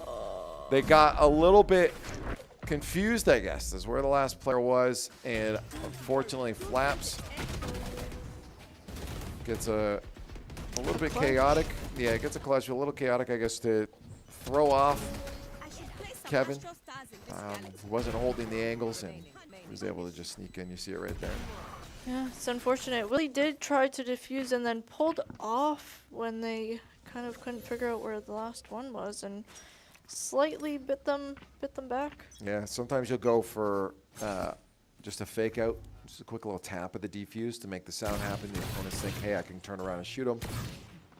He's trying to bait out that last attacker. Non rolling with a pistol right now. Looks like Yeah. pistol round. Yeah, well, losing 2 rounds in a row, it's really hurt that point blank to the face. Kevin at least gets an early frag. Flaps evens things out. Oh. The crosshair was there, but the trigger was not pulled quick enough. Let's see around the corner. Jinyo to the face. One more, not quite. Almost. Down to a 3v2. Condors aren't out of it yet. Not advantageous. One. Nice. Silly shadow, fake defuse. Let's see if we can pull out one around the corner. They know that, of course, they have to be on the other side. They're going to try to stick it. There's the shots coming out. Yeah, this is going to be very difficult now for our last player and Kevin. With the bomb ticking down like that and 2 defenders left with only a handgun. He tried though. Not much you can do. I love the first shot though. That Point first shot blank. was great. That was one of those. Oh! You're there. Yeah. Hello. Jump scare. Your fingers work faster than your brain does. Well, still quite the even series here. And again, the fact that being defense or offense is really making no difference to these squads. The trades come through, but those 2 round losses in a row really hurt the economy, which is why they went for a bit of a save. Now they come into this one with hopefully a little bit more money. Coming in hot too. Yeah, the attacker said full force, let's take B. Sometimes those rushes can really work in your favor if the defenders aren't quite prepared for it, and they weren't. They're forcing them right back to the hallways. This should be allowing them to get the spike down. It does. I'm just gonna take some people out just like that. Now they're holding. And 1, 2. Let's see if he can get a third one. He's going to be able to jump in there. That's 3. Absolutely beautiful. I think 4 total there. Yep, for Kip and Nan. Non working together. Beautiful. Lovely play. Get the defuse. Back on the board. Only 1 round difference. And Feeling the excitement from that round. He was very happy about that. And I'm sure also seen some smiles from Kevin as well. Or maybe mad that he didn't get the ace. But interestingly enough, it looks like we're going to call a timeout. Maybe just to ice them. Maybe it still feels like, hey, what we're doing is all right, but our opponent's still feeling a little too hot. And sometimes you just want these for the ice, or even calming down your own nerves. We've definitely seen it before with some of our squads where they've straight up just called timeouts to say we need to calm down. Yeah. Our hands are shaking right now. And that last round definitely probably got the nerves going because it was very quick, very shot for shot, no time to think, to do, just click. No time to do, just click. Put it on a t-shirt. Down to the wire. The battle tonight started very much in the favor of Maryland. A force that felt like something we couldn't reckon with until map 2. Something clicked, something changed, a timeout, turned things around for the Condors, and they stole back the second map to bring us into what we're witnessing right now. And we're nearing the end of our third map. Maryland and the Condors at a 10-9 in favor of Maryland. Can with the them on attack? Condors turn it around? That's a good question. We're going to find out in just a moment. The battle begins. Condors falling behind very quickly. Kevin in, non eliminated. Kip at least gets one, but he's traded out. 2 defenders left to try to retake this site. Can Willie do it? Well, Silly Shadow already taken one out. Can Willie take it a second? Make it an even 2v2? Well, we're going to find out in a moment. It gets a peek. Can he get the kill? No, shotgun. Oh, somehow walks away as the victor of that one. He's hurting, though. Throws out some quick util. Tries to get the information. He knows where those last players are now. And now they can work the site. Go for the defuse. They got 2 of them left. That's all they need. Up top, beautiful kill for Willie. On flaps, this might be exactly what they needed. Oh, no. Spike down. He was watching the wrong side, but he's got the information of where it is. Go for the defuse. Try to pull him out. See if you can get the kill, but Spartacus around the corner. Clutches it out, and the last defender could not hit that half. You're hoping maybe that Elite has that. Yeah, he was trying to stick the half so he could get the kill and go. It's unfortunate, but Yep. it happens. Very close, intense series. This is what we want. It's all about entertainment. That's what we're getting right now. 11-9 for Maryland. The Condors are going to have to really lock in if they want to keep a victory away from their opponents. Can we see what happened? Non getting taken out, unfortunately. And I think what I saw there was a little, oh my God, on his head there. Not happy with losing that gunfight. Kevin taking out, what was that, a clone? A little fake out? Yeah, that's the Yoru sends he sends his dude out. A fake out, exactly what you said. It's unfortunate, but it was taken out. Oof. Why won't anyone think about the fake outs? Think about the clones. Yeah, this is very unfortunate now. 5v2. They're just going to rush down into the site here. Doesn't matter where they are. They should be able to win these gunfights. And I was not mistaken. Kip is good night. Silly Shadow hanging out on the other side of the map is just going to try and save, because that's really all the best you can do. You walk into this right now, you're going to die. Yeah, as a full team, yeah, just hang back. I don't know, smell the flowers. And at this point, too, killing one really isn't going to set you at any kind of advantage, because they're going to have enough. They're going to have enough creds to be able to buy back anyways, and you're just going to guarantee hand them match point. It doesn't matter. You may as well hide, save yourself. It's a very interesting spot where he's chosen. Just looking at a little billboard for now. Silly Shadow. That's an advertisement for the next game. It looked more like a skyblock from Minecraft, but yeah, advertisement for the next game. Or Lonely Island's new album. floating island. Country album. Take me home to the place where I belong. Let's take them home. Let's not lose this match point from Maryland. The Condors really got to work some magic. They're going to need quite a few wins in a row now, as they only sit at 9 themselves. Hopefully they can make it. As long as Non doesn't get taken out right away, we do have a good shot. Hopefully. We're going to find out. The round begins. And the attackers, a wide spread. Just going to try to figure out where they want to go, but you do see the Yoro jump back over to the other side, and they're looking like they might go to B, which is going to be good for us, as we do have 3 players positioned and ready for that. They're watching the split around mid, but Bomb is still sitting in position to move to B. Condor is just waiting. Patience. We do have a third going to A, so now split. We did rotate out to there, and now it looks like Maryland deciding to finally make the move. A slow move, but a move regardless. And the Condors, you see them rushing back to the other side. They know what's going on now. It's time for action. Maryland, if they win this, they can take away this entire series from the Condors. They get the first one on the board. Silly Shadow is eliminated. Oh, and a jump back over now to the A side. The Condors struggling to get themselves back. Spike planted. And another kill there. Flaps and Yex take out Kevin and Non. Not good. 2 defenders left for a full retake. 1 left. This will be after the greatest game of Willie's life. If he were to do anything.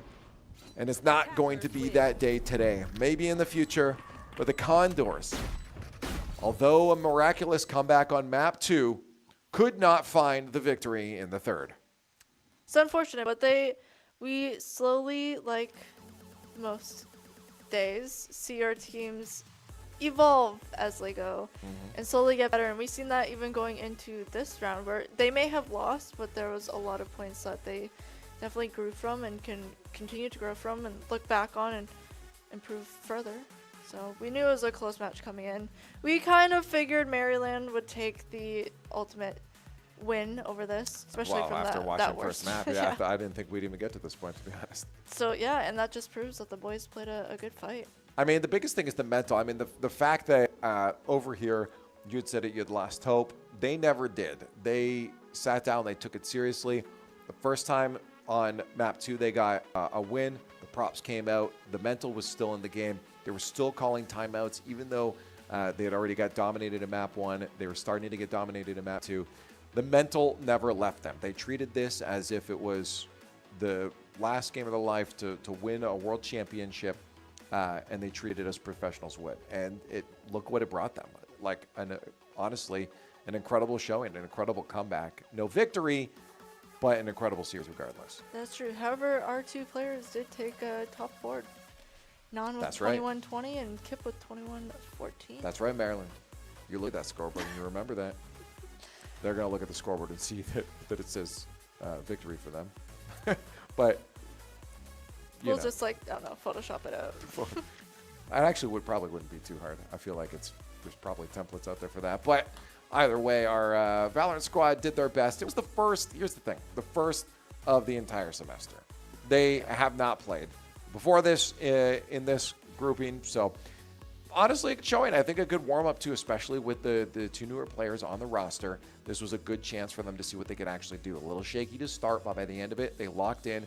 That, to me, loss or win, showed that the squad has that potential to work together and create a really good environment for winning going down through the rest of the semester. Yeah, and I feel this being their first game, they've solidified a spot in the standings. Maryland will probably go on, make some comments about them, because they played a good game. That second round was absolutely, I don't think anyone, including Maryland, was expecting it. Nope. And so, yeah, they've proven that they are some top contenders. No, they absolutely are. And across the board, again, while we didn't see any victories for the Condors today across our 2 games, it is still early in the season, and it is something that we see all of the teams end up doing well is nose to the grindstone, work it out, and figure out some solutions going forward. We've seen growth every single time, at least I have, when watching these teams. So I'm excited to see where all these squads can go going forward. I am too. Honestly, I'm really excited to see where we end up. I want to see Non playing the way he did again in the future, because that was really fun. And again, by the end of it, every single one of them too. I mean, Kevin as well, a turnaround in my eyes from the beginning of the series to the end of it. So overall, love what I'm seeing. I hope they're loving what they're seeing too. You see them already talking, which means they're in good spirits. They're ready to immediately work on stuff, talk about solutions, talk about what went wrong, talk about what went right, and make sure that they're working together. So that's a good sign, in my opinion, that a squad is immediately stepping into that. Yeah, and especially with these two new players, seeing them step in and step up is really nice. Was that supposed to be like a pun or something? Just the way you said it. I don't know. Felt like Emphasis. Oh, okay. I thought you were just like implying something, and I just wasn't getting it. I mean, I could definitely try something, but I wouldn't trust it. No, we don't need to do that right No. now. We'll save the puns for another time. That's it. But thank you guys for joining us. Tomorrow, our broadcast will go live again at 7 o'clock. So make sure you're hitting the follow buttons or the subscribes, whatever channels you guys are on, to make sure you hit the notification bells as well, so you're not going to miss out when we're going live. See you tomorrow again, yeah? Absolutely. All right, let's go. Tomorrow, we'll see you then. Thanks for joining the Condors. For now, adios. Esports is for everybody. That's what makes this so special, where there's not a lot of barrier to entry. It's, do you have a passion for gaming? That's all it really takes. There's so many different things involved in this. It really does take that full team to make a successful event run. And that's what this program does. You got the lighting going on, you got the video capture going on, you got the whole production crew that are packaging this all together, you have the shoutcasting that's happening. We want to be, that pinnacle for esports. We want students to come here, learn from industry best, and launch their careers in esports. You have that new arena that's being built. To have that investment through the college, it proves a lot. We're invested in this. This can lead to something really big and something really neat and something that you're really invested in. It's a $1 billion industry, and we really can't wait to see where this goes.